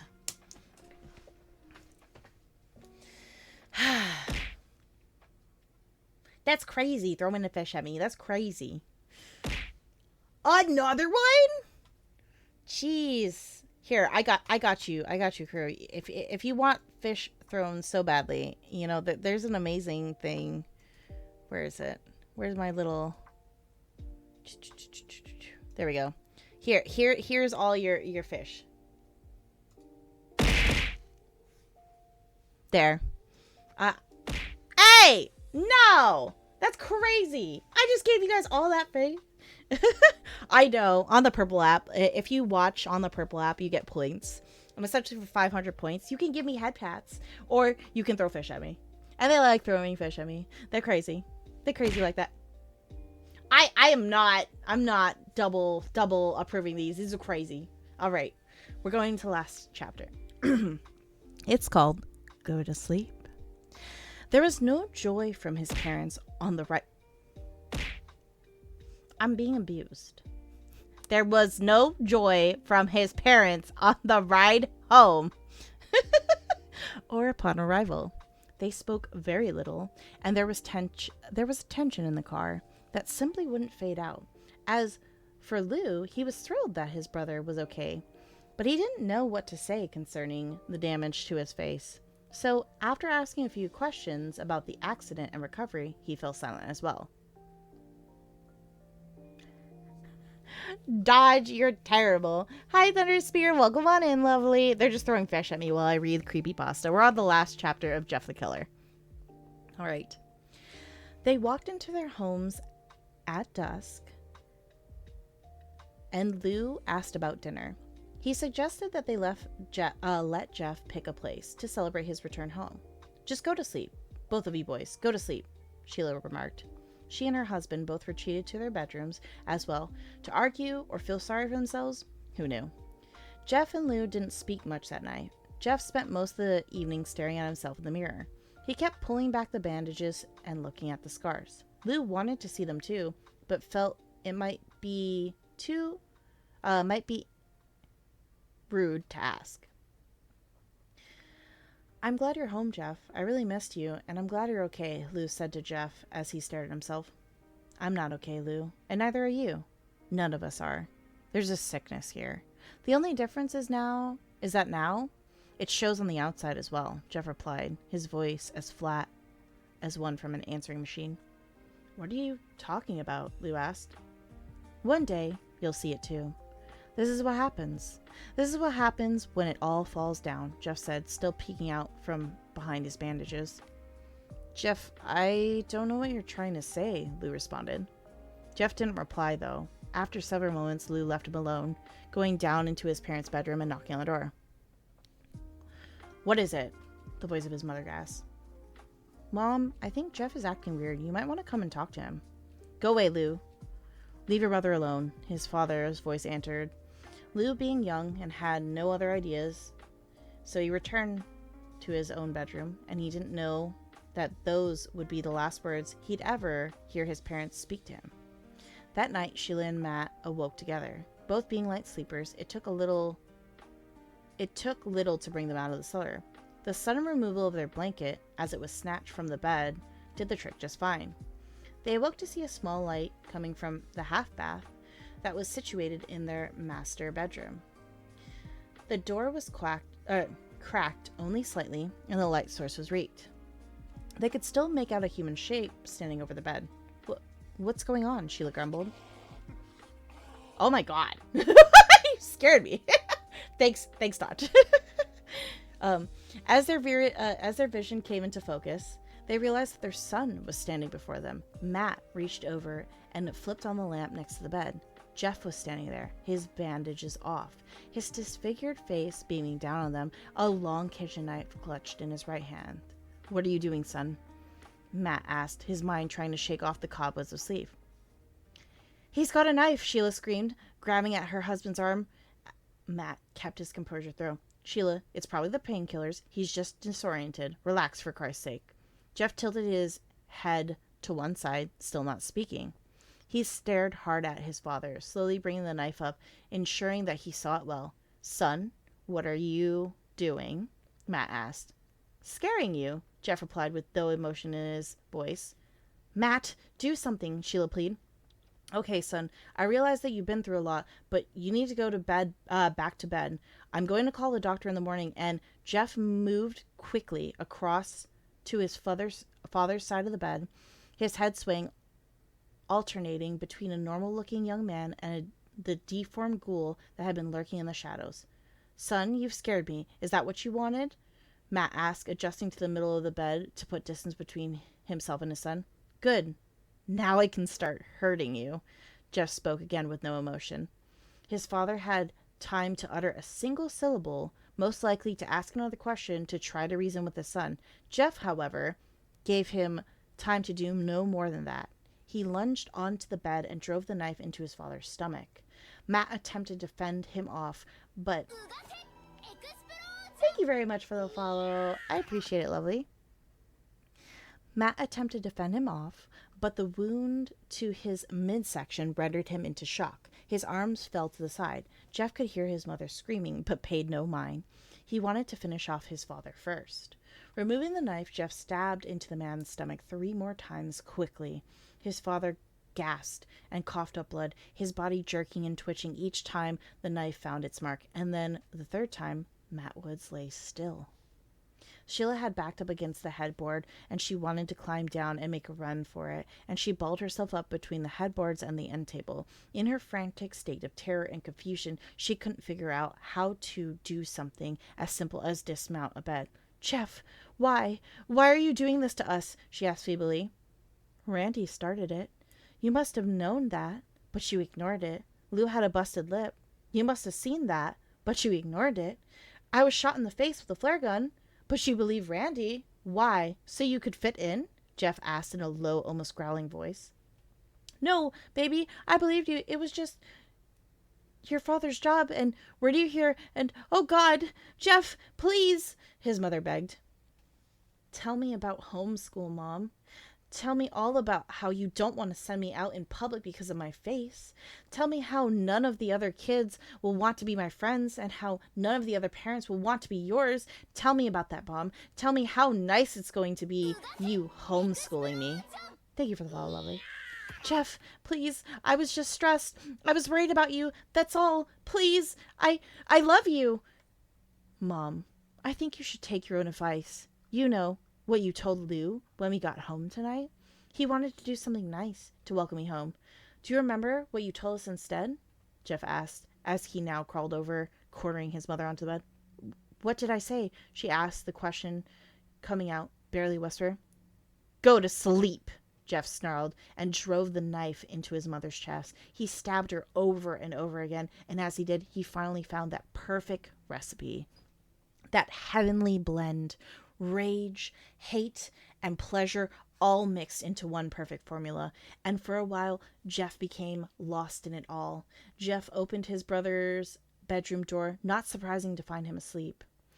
He had dozed off with headphones in, so he had slept through all the shouting. That was fine with Jeff. It was easier for Lou to not have heard all that. Jeff sat down on his brother's bed and nudged him slightly. It took him a moment, but Lou finally opened his eyes and looked up. Jeff removed his earphones. "You're free now, Lou," he spoke softly. "Jeff, what are you talking about?" Lou mumbled, still half asleep. "You'll see in the morning. I just wanted to let you know I love you. You've been my best friend. Remember that, okay?" "Thanks. I love you too. Now let me go back to sleep," Lou replied, already dozing off again. Jeff smiled and stood up. As he left the room, he looked back at his sleeping brother one last time before vanishing into the night. Ta-da! There you go. I'm detecting multiple Leviathan class forms. Are you sure whatever you're doing is worth it? I don't know. Depending on if we're talking about Subnautica like Leviathans. Oh, yep. Oh, we're being blacked out. Oh, it's the Skyrim one! Oh, I love that. It's too cute. Yes. Okay. So, I think the music stopped again. All right. Perfect. Awesome. They must have updated the story since I heard it. It's a lot better now. Oh, okay. I have no idea. I've heard like, I think it's like, you know, if you ever play like on VR chat, or I think I haven't really played on Roblox, but I know it's popular on Roblox. There's a lot of killers that have been like posted and used. But what about the bullies? I mean, I think it's like left to the interpreter, right? Like maybe Jeff the Killer went off the bullies next. It doesn't really say.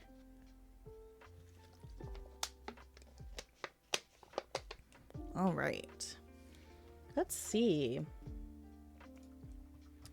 I know you had suggested the next one, so let's take a look and see which one. Right, Ted the Caver. Ted the Caver. Creepy.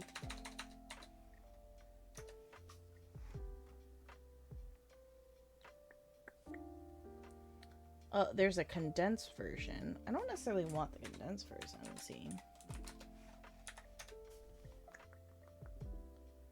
Oh, Lord. I don't know if I have 115 minutes of reading in me. We could do the condensed version, because it sounds like it might be the other option. Sure I do? Oh, no. Alright, let's see. 2 hours later. Yep. That's exactly how it's free. Oh, God. Alright. Oh, my Lord. Oh, it's big. We might have to do this one another time. So I'm going to put this on my notes. And if it's something that you guys would like me to do, like if you guys would like me to read them, or like do VODs for them, I definitely will consider that.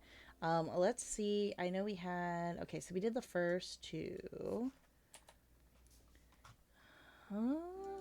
Let's see. I kind of want to do Slenderman because I've actually never read Slenderman.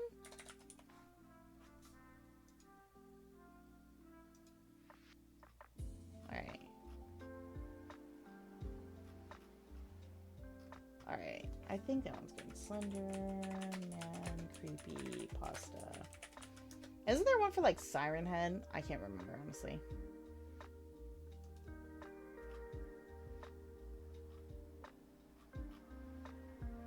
Okay.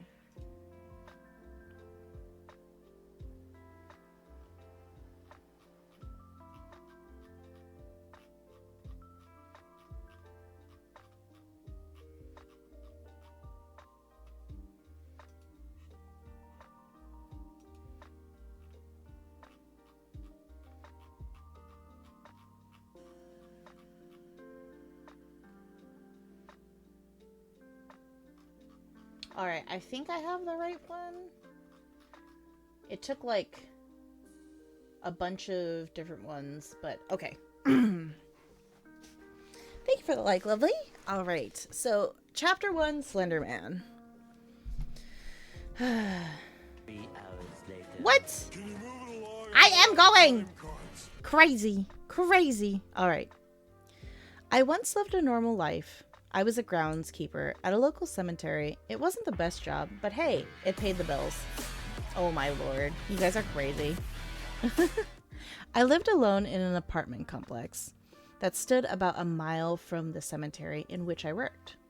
I would spend my time writing short stories about my boring life and the days I spent at the cemetery.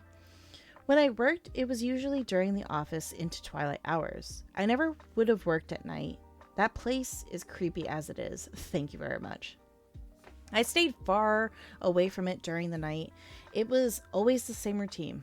Show up the cemetery, gather my tools, and go out to pick out trash and tidy up gravestones until it started to get dark. Then go home and do whatever. Nothing special. This routine continued for a year and a half, ever since the day I got the job. Not once did I ever run into anything spooky, like you'd see in a cheesy horror movie. But there were never any black cat or curses, and certainly no zombies crawling out of the ground to eat my brains. However, there was one day that would change my life forever. The day I saw him, or rather, the day I saw the Slender Man. It started off like any other day. I walked to the cemetery, got my tools, and headed out to pick up trash. But something felt different that day. It was hard to explain, but I felt as though I was being watched.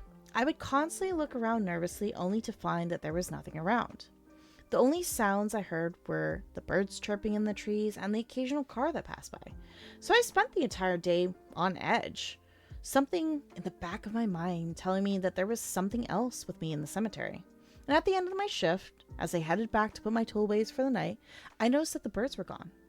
And there were no cars passing by anymore. Everything was eerily quiet. Just then, I saw what appeared to be a man standing about 100 feet from me. But what I could see, he was abnormally tall and wore a black suit jacket with a white shirt and a black tie. Because it was beginning to get dark, I couldn't see his face very well, so I couldn't tell if he was anyone familiar. I called out to him, but he didn't move. He just stood there like a statue. I began to walk towards him, accidentally dropping my tools along the way. I bent down to pick them up, and when I looked to where the man was, he was gone. There was no sign of him anywhere. I scratched my head and shook it off, thinking that I was just seeing things, because I was overworked. Put my tools away and headed home, but I was a little quicker than usual. I was a little nervous, and questions filled my head. Who was that man? Why did he just stand there? How did he disappear so quickly? Was he real or just a figment of my imagination? That night, I barely slept at all. It was my thoughts that caused my insomnia. The next day at the cemetery, I was even more tense. It felt like a leaf were to fall on my head, I'd scream in terror. Unfortunately for me, the more tense I got, the more distracted I got from work. Soon enough, my boss, Jeff, came out to talk to me. Jeff was a good guy. He and my father went way back, and he was the one who gave me the job as groundskeeper in the first place. He and I were also good friends. He knew I wasn't acting myself that day. Drew, what's the matter? He asked. You seem a little off today. Is something wrong?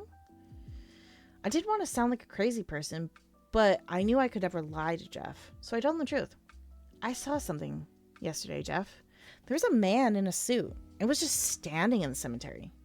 He didn't do anything, and then he just disappeared out of nowhere. It kind of freaked me out. Jeff looked at me like I was crazy. Wait, what did you say this man looked like? I was surprised that he actually somewhat believed my story. He was really tall with a nice suit on. It was too dark so I couldn't see his face. Jeff rubbed his head and sighed. I don't believe it. I rolled my eyes thinking that he was talking about Sarah. But then he continued. I didn't think the legends were true. But what you've explained to me, Drew, verifies that maybe the Slender Man does exist. Now, I was the one confused. Slender Man? What's a Slender Man? I'm not the one you should be asking these questions, Steve. I only know a little about him, but I have a friend, James. He knows everything there is to know about Slender Man. He took out a piece of paper and pencil and scribbled something down, handing it to me. He said, "This is where he lives. I'll give him a call and tell him that you saw what you saw and that you're coming to learn more about Slender Man. Any questions you may have, he'll answer them." I still thought the idea was a little crazy, but I wanted to know exactly what the Slender Man was. That night, I did as Jeff suggested and paid a visit to his friend James. As I entered his house, I saw he was already seated at a table with pictures scattered all around. When I walked through the door, James greeted me with a smile. "Ah, Drew! Jeff told me you were coming. Please, take a seat." I pulled out a chair to the table and began to observe some of the pictures he had laid out. "Jeff told me what you think you saw the Slender Man, and that you want more info on him. Well, you've come to the right place." I nodded. Yes, Jeff. Not crossover Jeff, but possible Jeff. Who knows? Maybe it is Jeff the Killer. We have no idea. I nodded and he began to tell me everything he knew. "One thing you should know about the Slender Man is he is not human," James began. "We don't know exactly what he is, but we know for sure he isn't human. People who have seen him describe him as just as you saw. He is seen with black tentacles that emerge, but he is sometimes seen with black tentacles emerge from his back. He is a fearsome creature and murders most likely for the fun of it.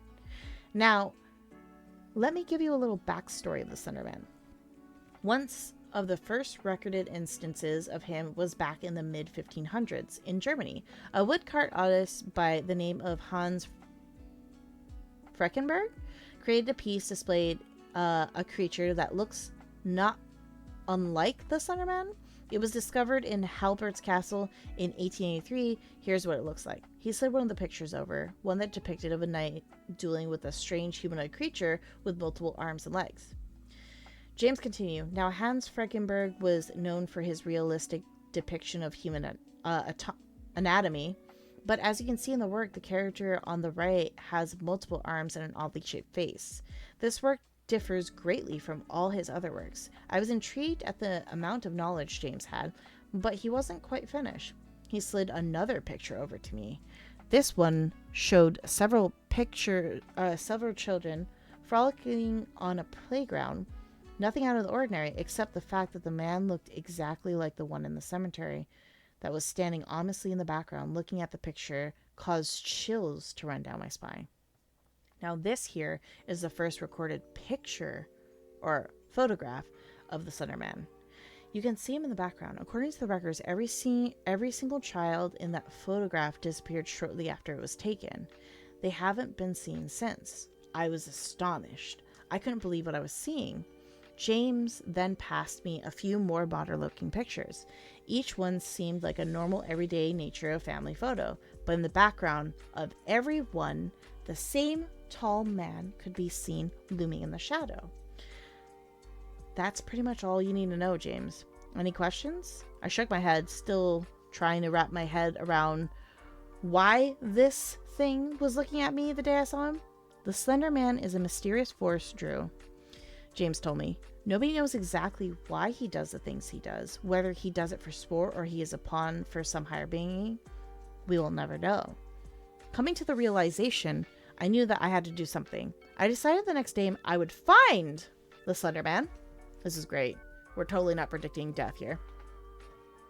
I would find the Slender Man. Oh, I lost my story. Come back, story. Okay. Oh, here we go. It disappeared for a second. Okay. Find the Slender Man. Come here, you.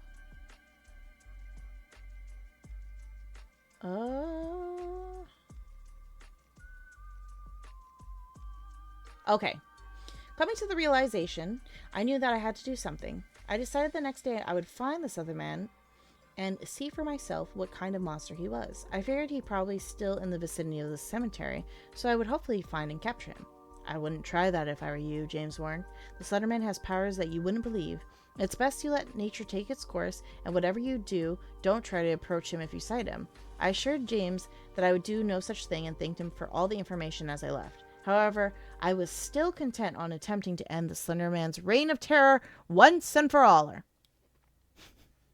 Gonna take a drink of water.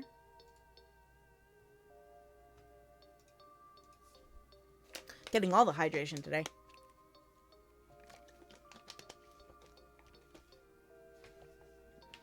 I worked through the next day like it was any other day, but I kept my guard up the whole time, looking for any signs of Slenderman.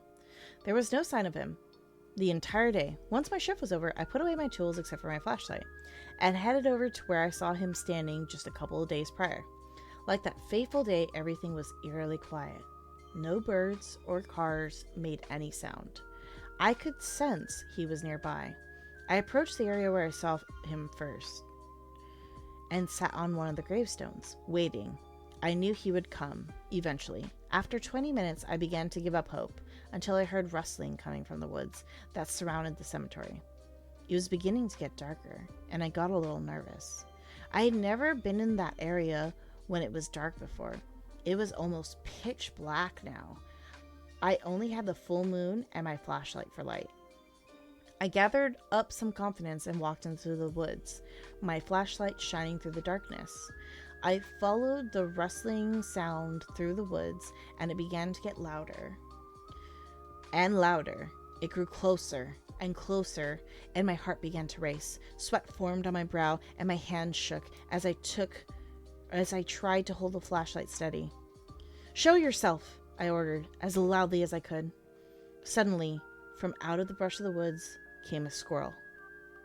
I let out a deep sigh of relief as the squirrel just stared at me for a few seconds. Then it took off running away from me. I thought nothing of it. It was a squirrel after all. They're usually afraid of their own shadow.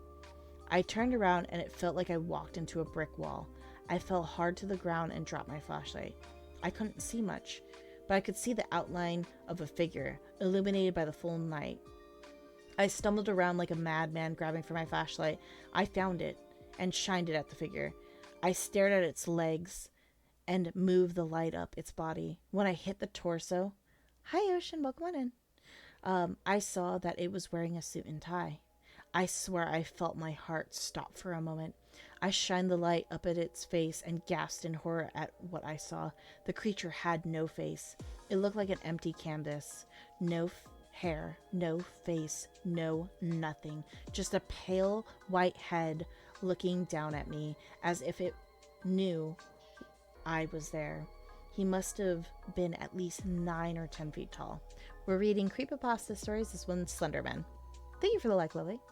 I stumbled to my feet and I felt 2 hands grasp my neck. I began to panic as my heart raced faster and faster, my breathing getting heavy. The creature pulled me closer and raised me up so my head was level with his. I stared into where his face should have been, and he tilted his head, as if he were observing me. I could barely breathe as his gasp grew tighter around my neck. I struggled furiously, and suddenly several black tentacles emerged from the creature's back. I knew this was the end. I was about to become another victim of the Slenderman. He raised one of his tentacles as I braced myself for the end. However, I heard a faint bark of dogs, a few men calling my name. The creature turned his head towards the noise and then back to me. He took the raised tentacle and wrapped it around my forearm. A burning pain shot through my entire arm, and I winced in pain. If that thing had been cutting off my air supply, I would have screamed bloody murder. Or if it hadn't been cutting off my air supply, I would have been screaming bloody murder. The pain was unlike anything I had ever experienced before. The creature dropped me to the ground and stood above me for a few seconds. I looked up, and I swear he nodded to me before fading into the surrounding darkness. I gasped for breath as the men found me. Jeff was with them. "Drew, what the hell happened here? We heard you yelling, so we came out to find out that nothing was wrong." It was the Slender Man. Then everything went blank. When I awoke, I found myself in a hospital bed. My neck and forearm still in pain. Once I regained complete consciousness, I looked down at my forearm and saw that there was a black mark where the Slender Man had wrapped his tentacle around me. I stared at it for a few minutes, trying to contemplate why it had spared my life, and left me with just a black mark. Before I had a chance to think any more, Jeff and James came into my room, Jeff carrying my laptop. "How are you feeling, Drew?" Jeff asked me. "Still in a bit of pain," I replied. "The doctors say I should be out of here in a couple days, maybe even tomorrow." "I warned you not to approach him." James shook his head. "I figured he would be upset with me." "I know. I really wish I had listened to you." I apologized. He put his hand on my shoulder and comforted. "It's all right. I know how you feel. You want to get up close and personal and view of Slenderman. Who wouldn't? I'm surprised he let you live. I was just surprised. Had it not been for the men calling my name, I probably would have gotten so lucky." Soon later, Jeff handed me a laptop. "Why did you bring this?" "Because you need to tell your story," he replied. "The story about how you met the Slenderman and survived. I'm sure a lot of people are going to want to hear about it." "But who says anyone will believe me?" I asked skeptically. James smiled and put his hand on my shoulder. "Drew, for every skeptic, there is a believer. I'm sure someone out there will believe it. Hell, maybe there's someone who had an experience just like yours. Now, get some rest before we start writing. You need it." The two started and walked away until I called them. "Hey guys, why do you think he left me with this?" I showed them the black mark on my hand or my arm, and James rubbed his chin. "No idea. I've never heard of any reported cases of that happening. Maybe since you were lucky enough to survive him, he gave it to you as something to remember him by." He smiled and the two walked out of the room. I chuckled to myself at the thought, but then I realized that maybe that wasn't so crazy of an idea after all. I opened my laptop and I began writing the story. My story. The story of my experience with the Slenderman. If I learned anything from that ordeal, it's that we may never know who or what the Slenderman is exactly, and where he's going to show up next. But I give this warning to you, dear reader. Beware the Slenderman, for the Slenderman watches. Ta-da! Lee! I was searching. You say boo? Why are you booing? Get out! What? That's crazy. Stretch. Oh my gosh. How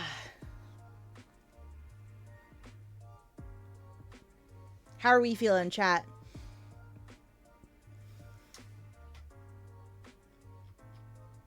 Let's see.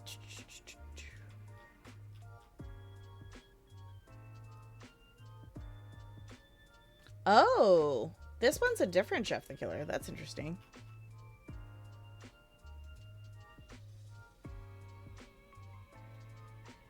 There's Jane the Killer. Interesting. I'm like reading. Oh, that one's a long one. Ah, this one I think is on. Is it?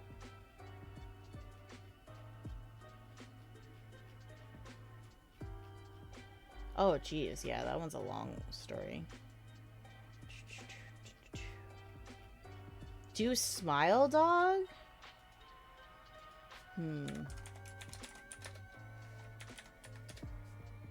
If it's not too long, I will. Oh, perfect. Okay, I think we will end after Smile Dog. Assuming that this is a good read, which I assume it is. Let's see. Yeah, perfect. Okay. Drink water real quick.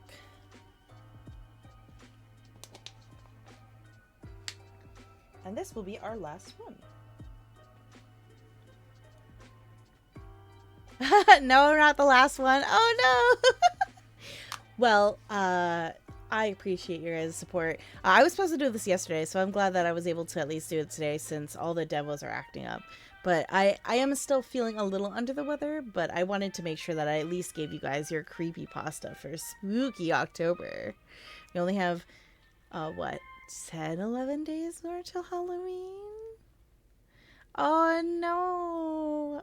We'll find a victim to raid. Hopefully you can listen to them as background noise or ambiance. Can I cough into the mic?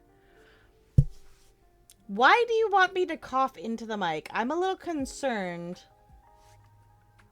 I don't know if I want to give cough ASMR to everybody in here. I genuinely am worried.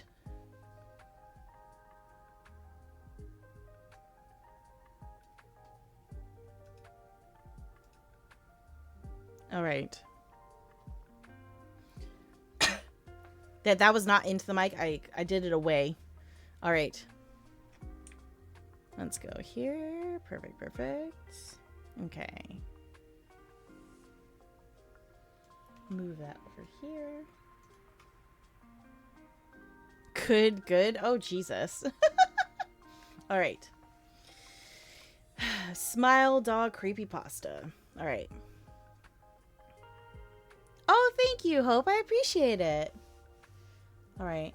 I first met in person with Mary E. in the summer of 2007. I had arranged with her husband of 15 years, Terrence, to see her for an interview.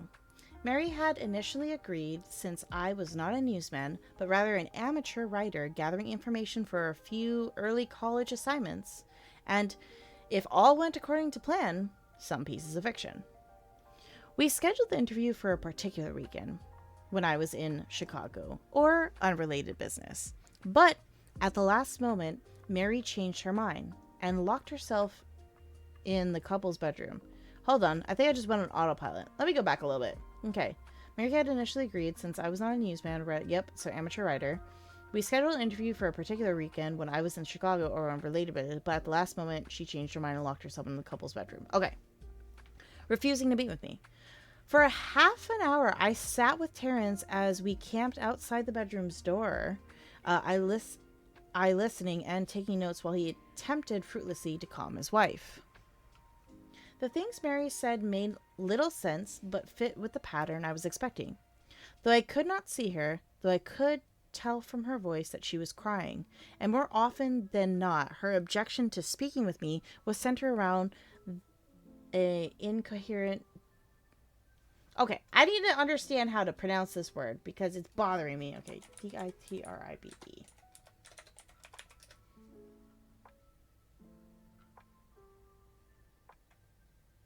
Diatribe. Okay, understood. A forceful, bitter, and lengthy verbal attack or criticism.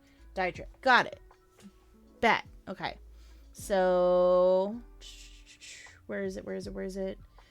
The things Mary said made little sense, yada yada, and incoherent diatribe on her dreams, her nightmares. Thank you very much for the follow, lovely. Terrence apologized profusely when we ceased the exercise, and I did my best to take in stride, recall that I wasn't a reporter in search of a story, but merely a curious young man in search of information. Besides, I thought at the time I could perhaps find another similar case if I put my mind and resources to it. Mary E. was the SISOP for a small Chicago business bulletin board system in 1992. Well, she first encountered smile.jpg, and her life changed forever. She and Terrence had been married for only 5 months. Mary was one of the estimated 400 people who saw the image when it was posted at the hyperlink on BBS.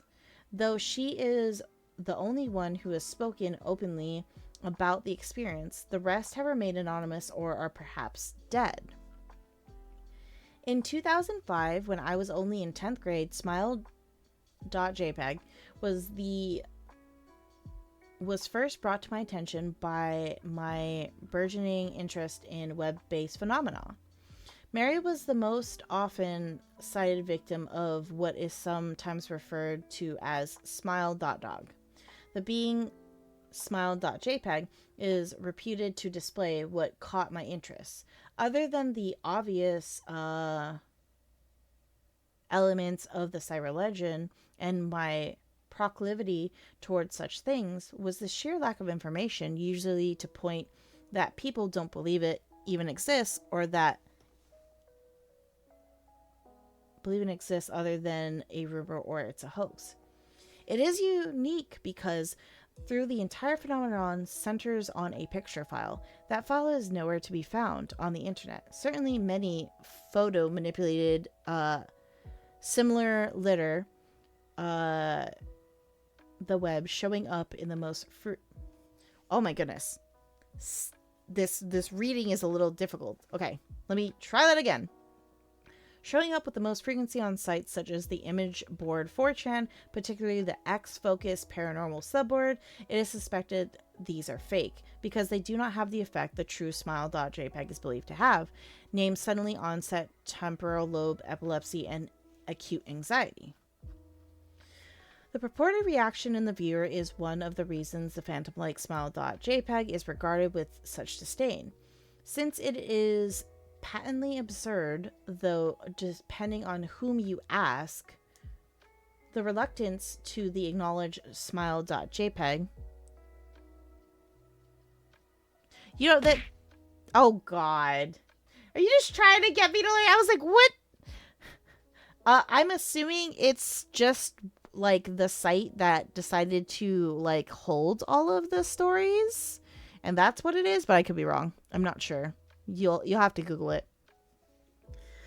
Though depending on whom you ask, the reluctance smile.jpg in existence might be just as much out of fear as it is out of disbelief.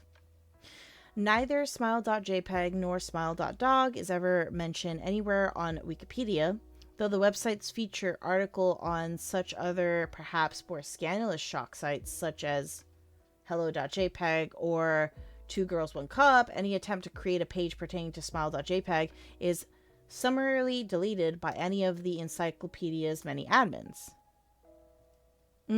Possibly, I'm not sure, Red Panda. Encounters with smile.jpg are the stuff of internet legends. Mary E's story is not unique. There are unverified rumors of smile.jpg showing up in the early days of Usenet, and even one of the more persistent tales in 2002, a hacker flooded the forums of humor and satire websites, Something Awful, with a deluge of smile.dog pictures, rendering almost half of the forum's user at the time epileptic. It is also said that in the mid to late 90s, the smile.jpg circulated on Usenet and as an attachment of chain emails with the subject line, "Smile, God loves you." Yet despite the huge exposure this stunt would generate, there are very few people who admit to having experienced any of them, and no traces of the file or any link that has been discovered. Those who claim to have seen smile.jpg often weakly joke that they were far too busy to save a copy of the picture to their hard drive. However, all the alleged victims offer the same description of the photo. A dog-like creature, usually described as appearing similar to a Siberian husky, illuminated by the flash of the camera, sits in a dim room. The only background details that is visible being a human hand extending from the darkness near the left side of the frame. The hand is empty, but is usually described as beckoning, of course. Most attention is given to the dog, or dog creature, as some victims are more certain than others about what they claim to have seen. The muzzle of the beast is repeatedly split in a wide grin, revealing 2 rows of very white teeth. Very straight, very sharp, very human-like teeth. This is, of course, not a description given immediately after viewing the picture, but rather a recollection of the victims who claim to have seen this picture endlessly repeated in their mind's eye during the time they are in reality having an epileptic fit. These fits are reported to continue indeterminately, often when the victim sleeps, resulting in very vivid and disturbing nightmares. These may be treated with medication, though in sometimes it is more effective than others. Mary E., I assumed, was not on effective medication. That was why after my visit to her apartment in 2007, I sent out feelers to several folklore and urban legend-oriented news groups, websites, and mailing lists, hoping to find more of the supporting victims of small.jpg. who felt more interested in who felt more interested in talking about his experiences. For a time, nothing happened at a length I forgot completely about my pursuits since I had begun my freshman year of college and was quite busy. Mary contacted me via email, however, near the beginning of March 2008. It says creepypasta is a promontory of creepy and copypasta, referring to a genre for spreading through online forums, blogs, and social media.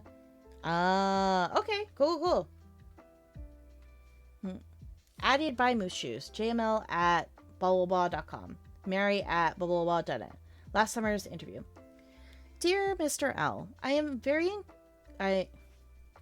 1 second. I also need to know which device to use. Try saying that again and include the device's name. I didn't talk to you. Oh my lord. That's not spooky. Ugh.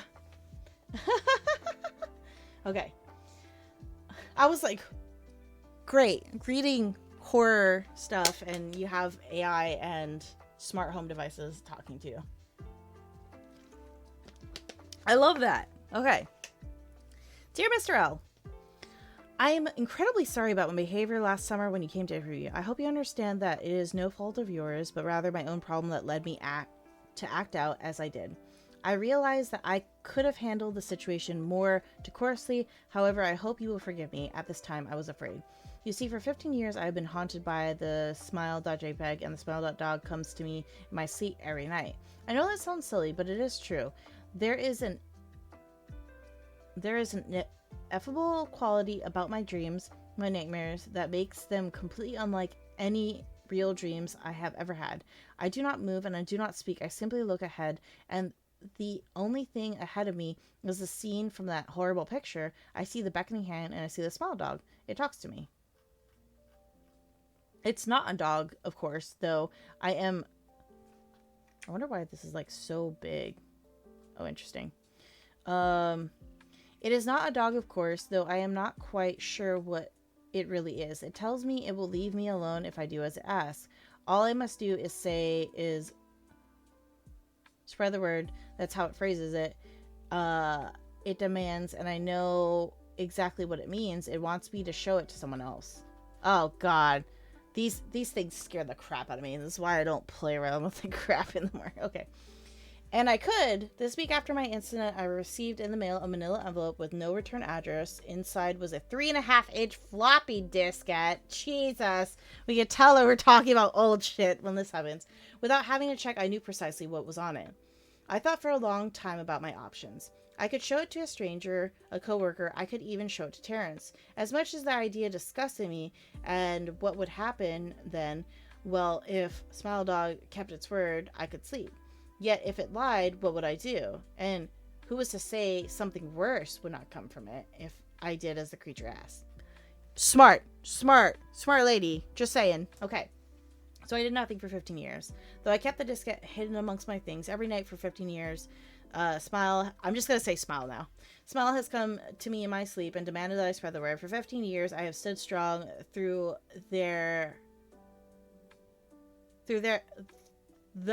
there have been hard times.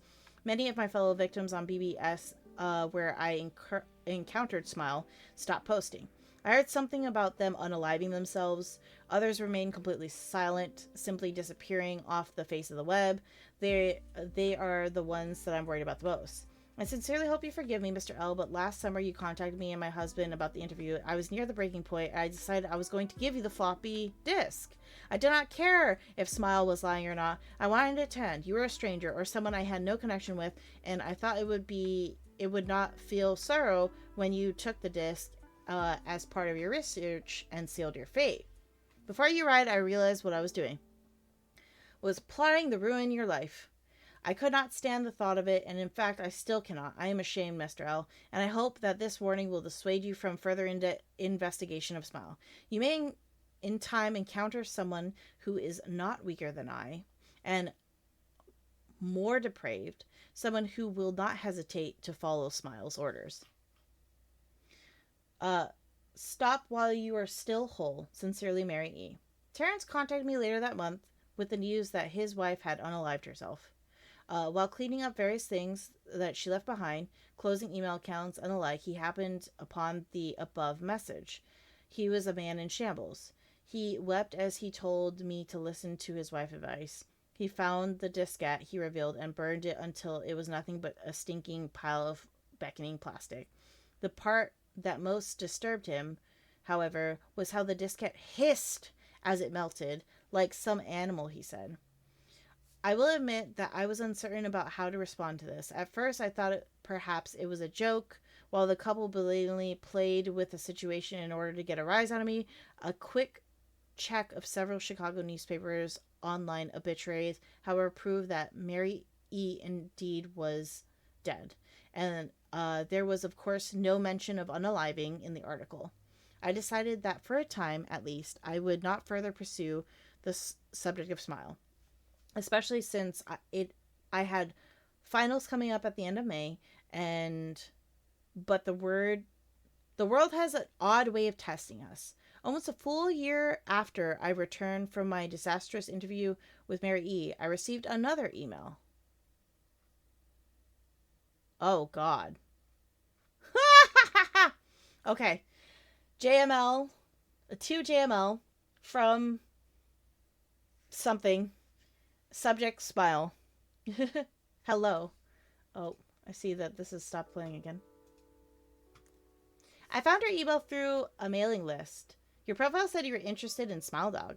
I have saw it. It's not as bad as everyone says. I have sent it to you here, just spreading the word. The final line chilled me to the bone. God damn it. I swear to God, is a picture... Okay, I'm going to stop here. Is the picture in the story? Because if the picture's in the story, I don't want to manifest this. I'm stopping this now.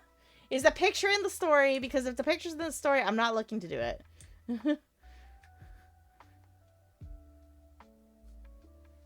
Oh, God. According to my email client, there was one file attached called Naturally Smile. I considered downloading it for some time. It was most likely a fake. I imagined it.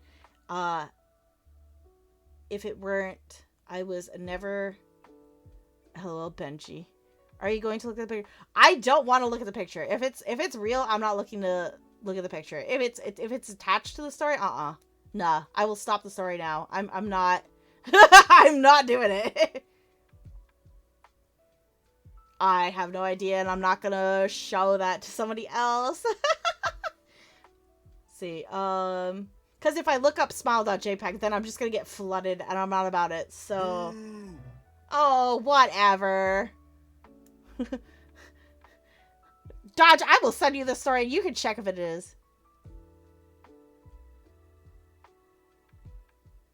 No, don't put it in there. Oh my God, that's crazy. Oh God, okay, I'll continue. You guys are crazy. The things I do for my chat. Okay. All right, let me put it at 100 so I don't scare the shit out of myself. Okay.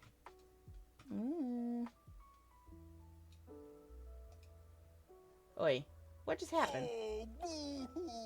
Oh, whatever, Dodge. Don't want to hear it from you. Okay. Final line to according to my email client, there was one file attached, Naturally Smile. I considered downloading it for some time. It was most likely a fake. I imagined even if it weren't, I was never wholly convicted that Smile peculiar powers. Mary E.'s account shaken me, yes, but she was probably mentally unbalanced anyways. After all, how could a simple image do what Smile was said to accomplish? What sort of creature would break out of the power of the eye? As if such were patently absurd, then why did the legend exist? If I download the image and if I look at it, and if Mary turned out to be correct, if Smile came to me in my dreams, demanded I spread the word, what would I do? Would I live like Mary had and fighting the urge to give until I died? Or would I simply spread the word, eager to be put to rest? And if I choose the later route, how could I do it? Whom would I burden it turn? If I went with my earlier intention to write a short article about Smile, I decided I could attach it as evidence. Anyone who would read it. Okay. Well, people say fake things, but the more people read it and believe in it is yeah, I'm not going down the rabbit hole. It's fine. And anyone who read the article, anyone who took interest would be affected, even assuming the smile attached to the email was genuine. Would I be capricious enough to say myself in that manner? Ah, that is a picture. Overview. You tried to tell yourself over and over it's just an image, just a stupid picture of a stupid dog that someone has photoshopped teeth onto it. It isn't even scary, or at least it doesn't scare you. Not one bit. How could it scare you? It's just a picture. You tell yourself these things, but when you do, you lie. The image does scare you. Something about that. Smile too wide, too many teeth, the same, all the better to eat you with. The smile, a big bad wolf, gave to Red Riding Hood. A smile full of threat and sharpness is a predatory smile.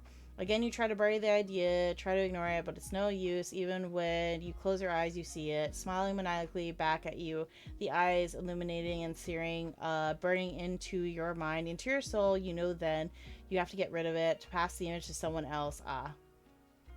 Smile dog creepypasta is often referred to smile.jpg, according to the story, yada yada. Oh, it's just the overview afterwards.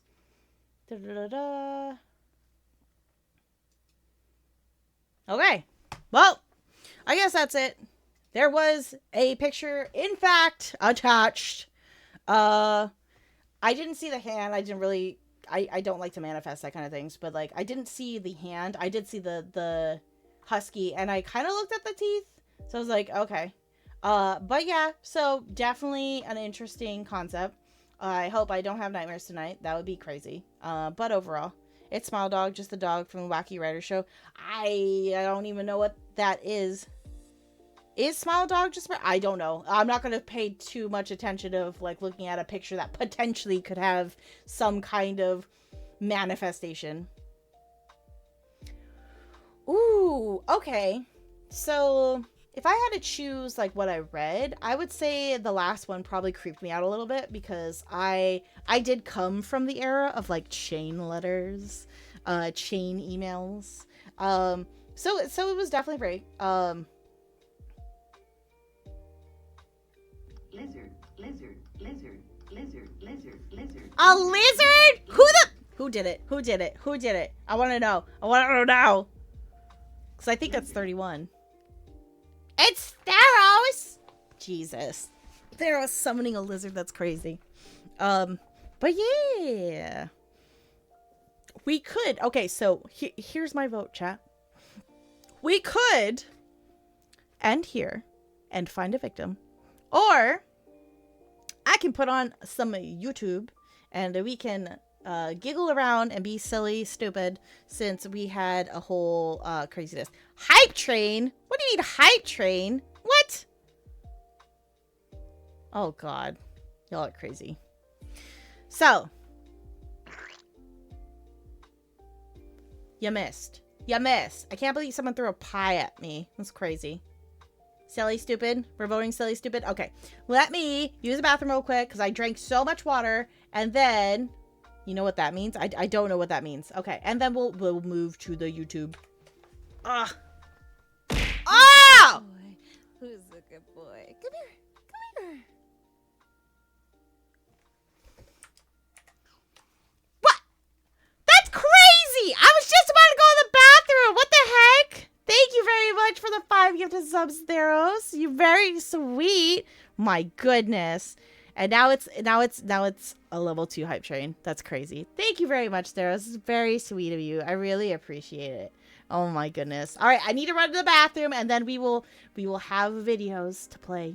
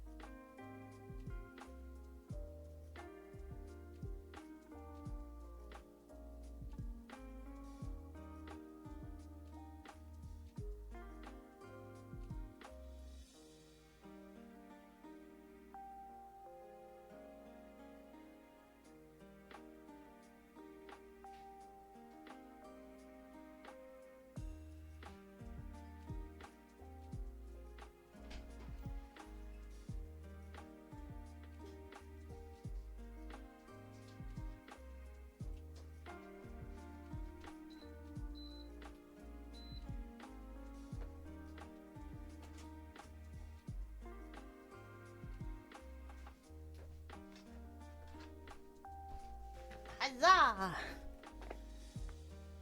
Wait, what? Hold on. What are we play? Hold on. If you guys are gonna like throw all that stuff, you guys realize that what is it, next week? Next week? Hold on. Yeah, next week is my subathon. Chill. Ah! Dodge! Boy, come here. Come here. Thank you. You guys are crazy. Ah! Stop! Oh my god. Boy, come here. You guys are crazy. I'm being abused by my chat. Ah! Oh my gosh. Thank you for the 5 gifted subs, Dodge, and thank you for another 5 gifted subs, Theros. Lord have mercy. And then I'm being thrown fish in my face. It's crazy. Okay. I must find us the YouTubes. All right, let's see. Okay. I think we should have spooky fails, right? Spooky fails will be funny. I'm down for spooky fails. Aha. I don't know if this is the right one, but let's take a look. There's a fail army 2.0. What the heck? Crazy. All right, what we got here? Oh, yeah, okay. Well, we're going on with this one. All right, I got this, and then... Why? Okay. Trying to think of how I'm going to do this one. Reaction? Let's see. We'll do this, maybe, and then I'll do this. Yeah, that'll work for your guys' side. Okay, and then I should have this one. Perfect! Okay, I got both sides. All right. Sweet. Okay. Oh, my lord. Jesus Christ. Hello! Somebody's losing their license.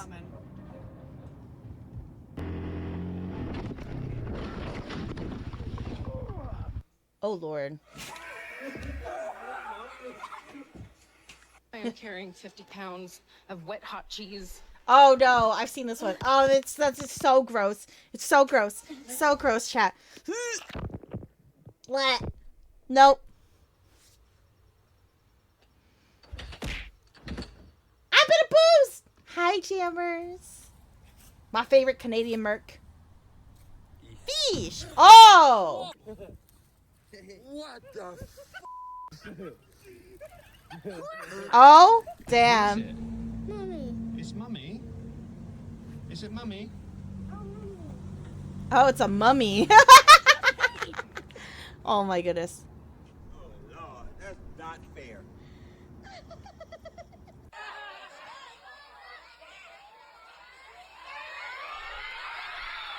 Oh, no! My immersion, it's broken. Whoa, whoa, whoa, get out! Ah! Oh my god, that poor kid. Oh no! Found his victim. She's over. Yep. This random dude has been grabbed. He has no choice.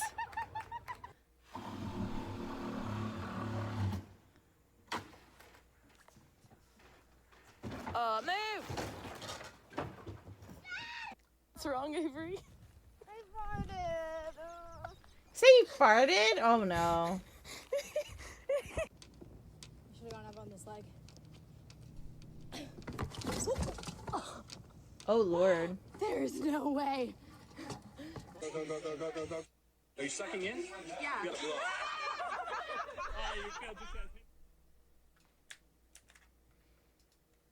Come on. Oh, I guess this one's muted for whatever reason. Look back and don't step on it. Ooh, you okay? Oh damn. You all right? You didn't see that there, did you? What is this, a package from hell?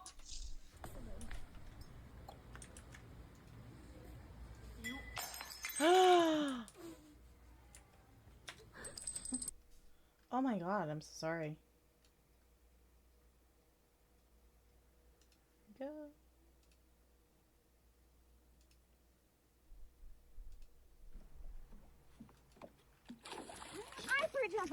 Oh, Dios. Oh! Ah! A bit of boost! Damo. Back it up. Damn.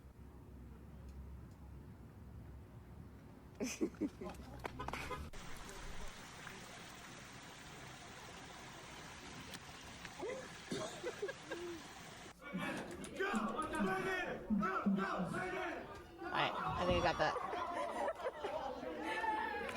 Choo-choo! You can't see? Why can't you? Oh, wait, hold on. Why can't I see? Oh, there we go. I don't know why. Thank you. Hold on. We go back a little bit. Where did we stop? Was it here? Alright, thank you. I don't know why I decided to just die. Sorry.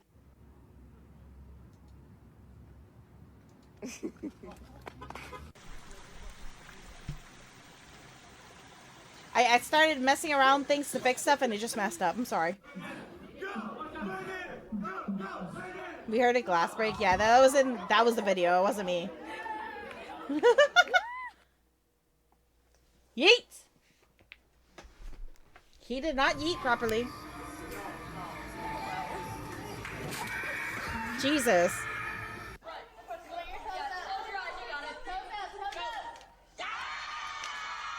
Let's go!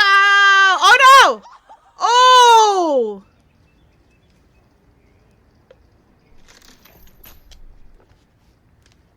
Nope. Ah! Alright, tell the camera, say. Oh! Oh my god. Say, don't fall in the water. Jeez. Oh, that's a good camera angle.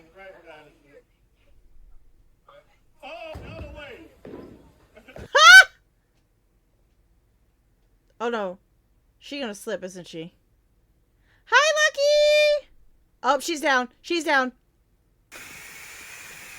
Something also flung on the other guy, too.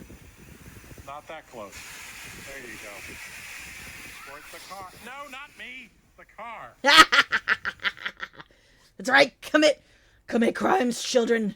Commit crimes. You didn't hear that from me. It was me. I didn't say it. Nothing.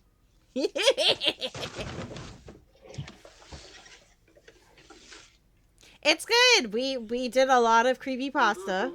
And now we're wrapping up to finish out the last 20 minutes. Yeah. Dodge it, Theros been spoiled by community is crazy. Oh, that boy got tackled. I was going to say something so bad. Security's on top of it, man. I was like, oh god, I can't find Chili. Oh, the gate's open. I've been through out of fish in my face. It's crazy, jammers. Where was it grown? Where was it grown? Ontario, California. 2 fishes? Not ready. Oh. No? Oh. Y'all are crazy. Oh, no! I don't like watermelon, chat, so it's not a lost cause, but I feel bad for the person who likes watermelon. Oh, let's get the second one. Oh my god, I hate you. I had like an instant like, yes, knock it over.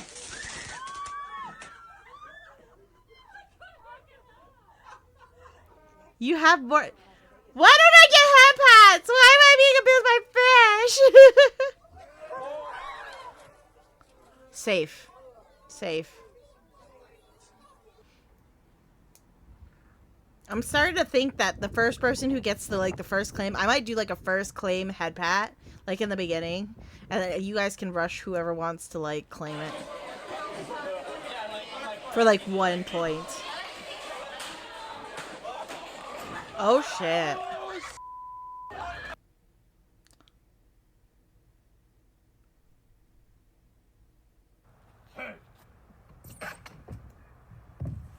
It's Batman. Oh god. Right? Kids watching Crimson Blood Cat. There should be no kids watching Crimson Blood Cat. This is an 18+ stream.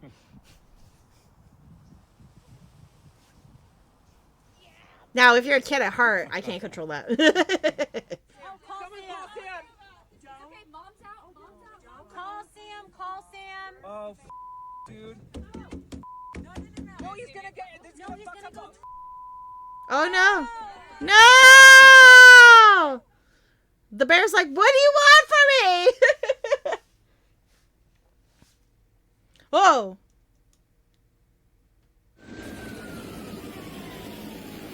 That's fair.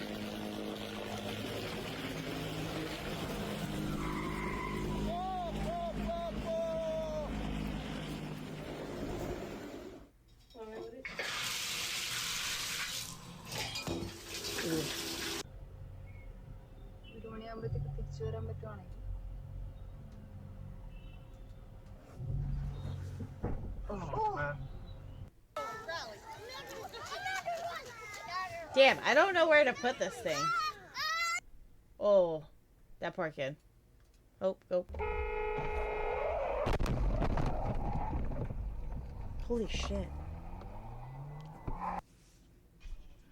Hello. Yeah, the gate's open. We're gonna move so then you guys can The dog just goes in the house. bring him out. What the hell's that dog? What? A dog just went through the door. Get it? What the hell? I don't know. There's a dog in the house. Oh god. О, бля. Пизда нахуй. Ебать. There's candy over here, but it says press this. Whoa!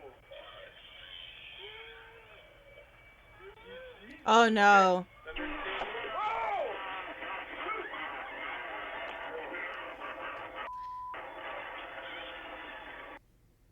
Poor guy. We're just trying to be a good parent. Oh!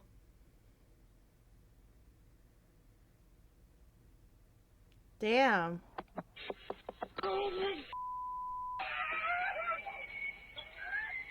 Oh, poor guy.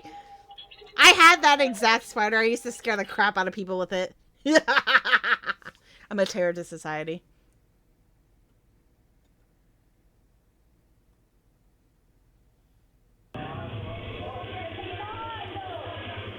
Oh no. Oh no! Poor baby. Poor baby.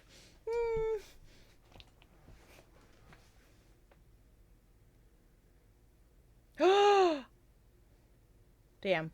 Woo! 2 grams worth of eggs. Yikes, man. There's fire. Fire. Ah! Oh no. The cat was not happy. Oh! Thank you for the fish. Oh my god, is she okay? Ew!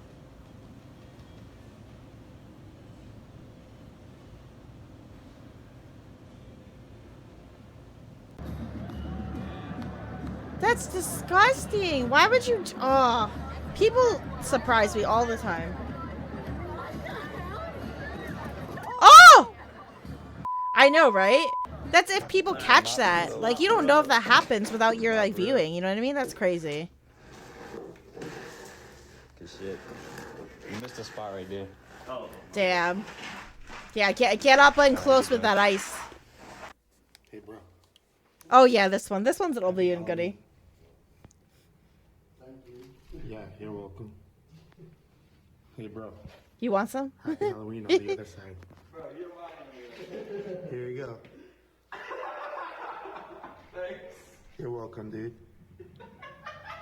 That's great. That's so great. It's so funny. Oh! Hey! Oh!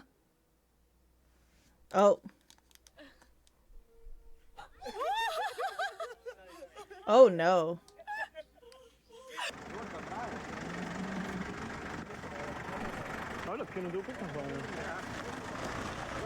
Perfect timing too. It seems like my headset's dying.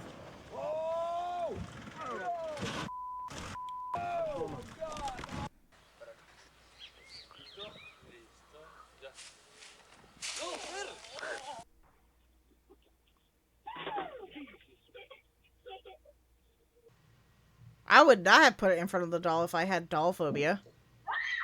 Oh god. No! No, don't! Grease! No, don't! What? No! And now the paper towels are fire! Fuck! Oh. Oh mec! Ça va? Ça joue Dudu? Are you okay? Yeah, I'm good. French, man.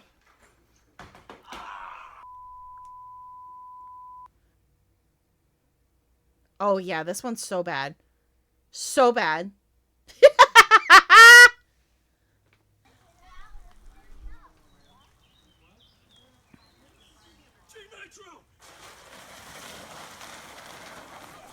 Oh!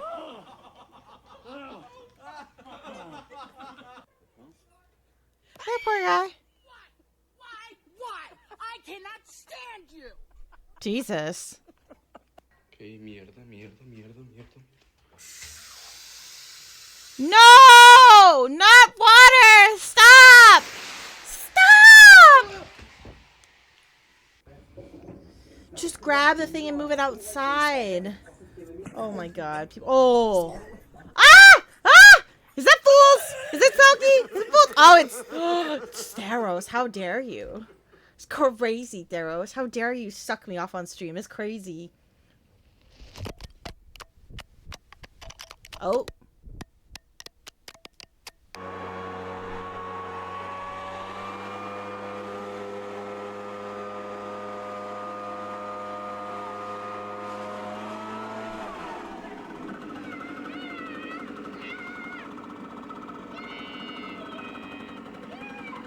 He does not look happy.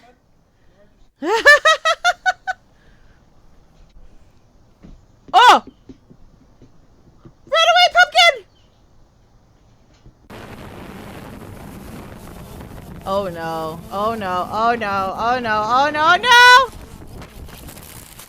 That's so expensive. Oh! Why does... Oh no, she didn't lock it all the way. Oh no. Oh no. Why is it Make it stop. Chat, send help. Happy birthday to you. Oh! Oh my gosh, what was that? Somebody's trying to execute them. The rest of them out. Welcome back, Mr. Lion. Ready. Y me puse mi impermeable nuevo que me regaló la Katia, que es precioso. Miren, miren lo cool. Gorro grande y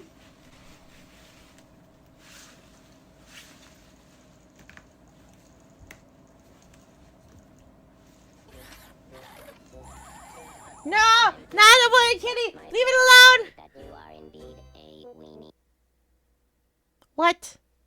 What do you mean I'm a weenie? That's crazy, Theros. That's crazy.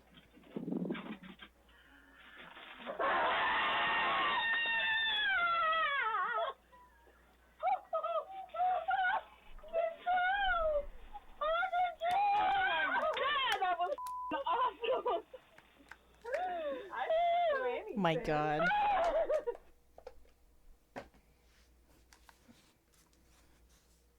Oh, give me a second. I have to pause and switch because all of a sudden Hello, lovely. How are you? Give me 1 second. I need to switch this here so I can move it over so you guys can hear. Because now you guys can't hear. What? Then move that over. There we go. Okay, perfect. Okay, I got it. Ta-da! Fixed.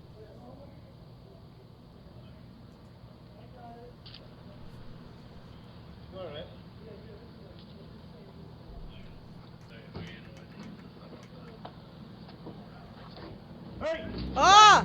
He took his car!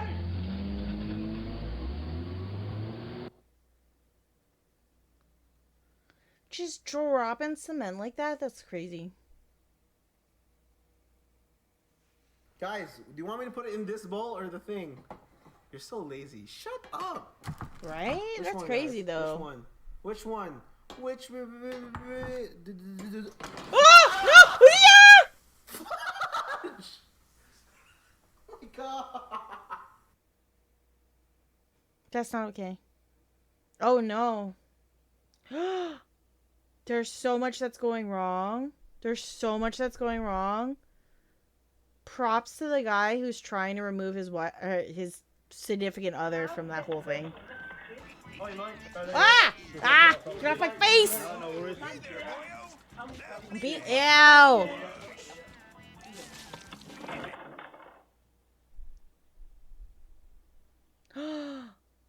Oh, I forgot.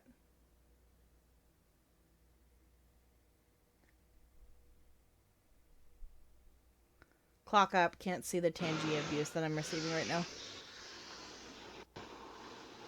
I think every clip has been going. Yeah, these are all fails, Mr. Lion. This is why we don't use graph. I just can't believe that one. That's so sad. Just stocking up on it. Why?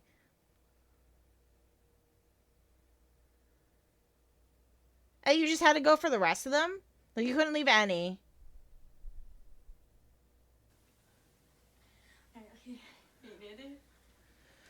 People. Oh no. Oh no. This is gonna go wrong, chat. Yeah, I agree. Especially when you take time to make each one, like hoping like you'll make a kid's day or something like that, and then this lady just comes in and grabs all of it. Oh, this crash out. Hey, Cashflow, this is why your packages aren't being delivered properly.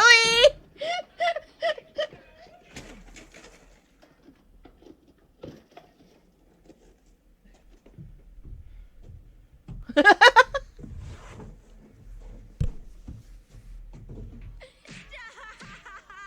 already dead.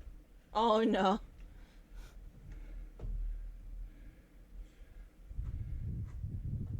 He's contemplating his like $45.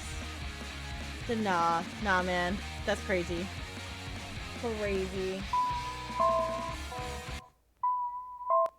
All right, lovelies. It is that time. We must find ourselves a victim.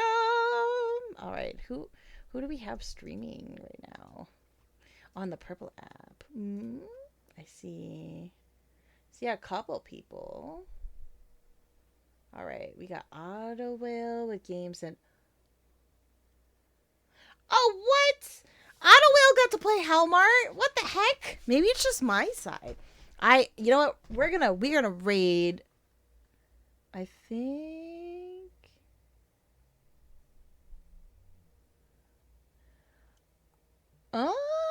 It looks like he's doing one of them. So I'm gonna give you guys over to him.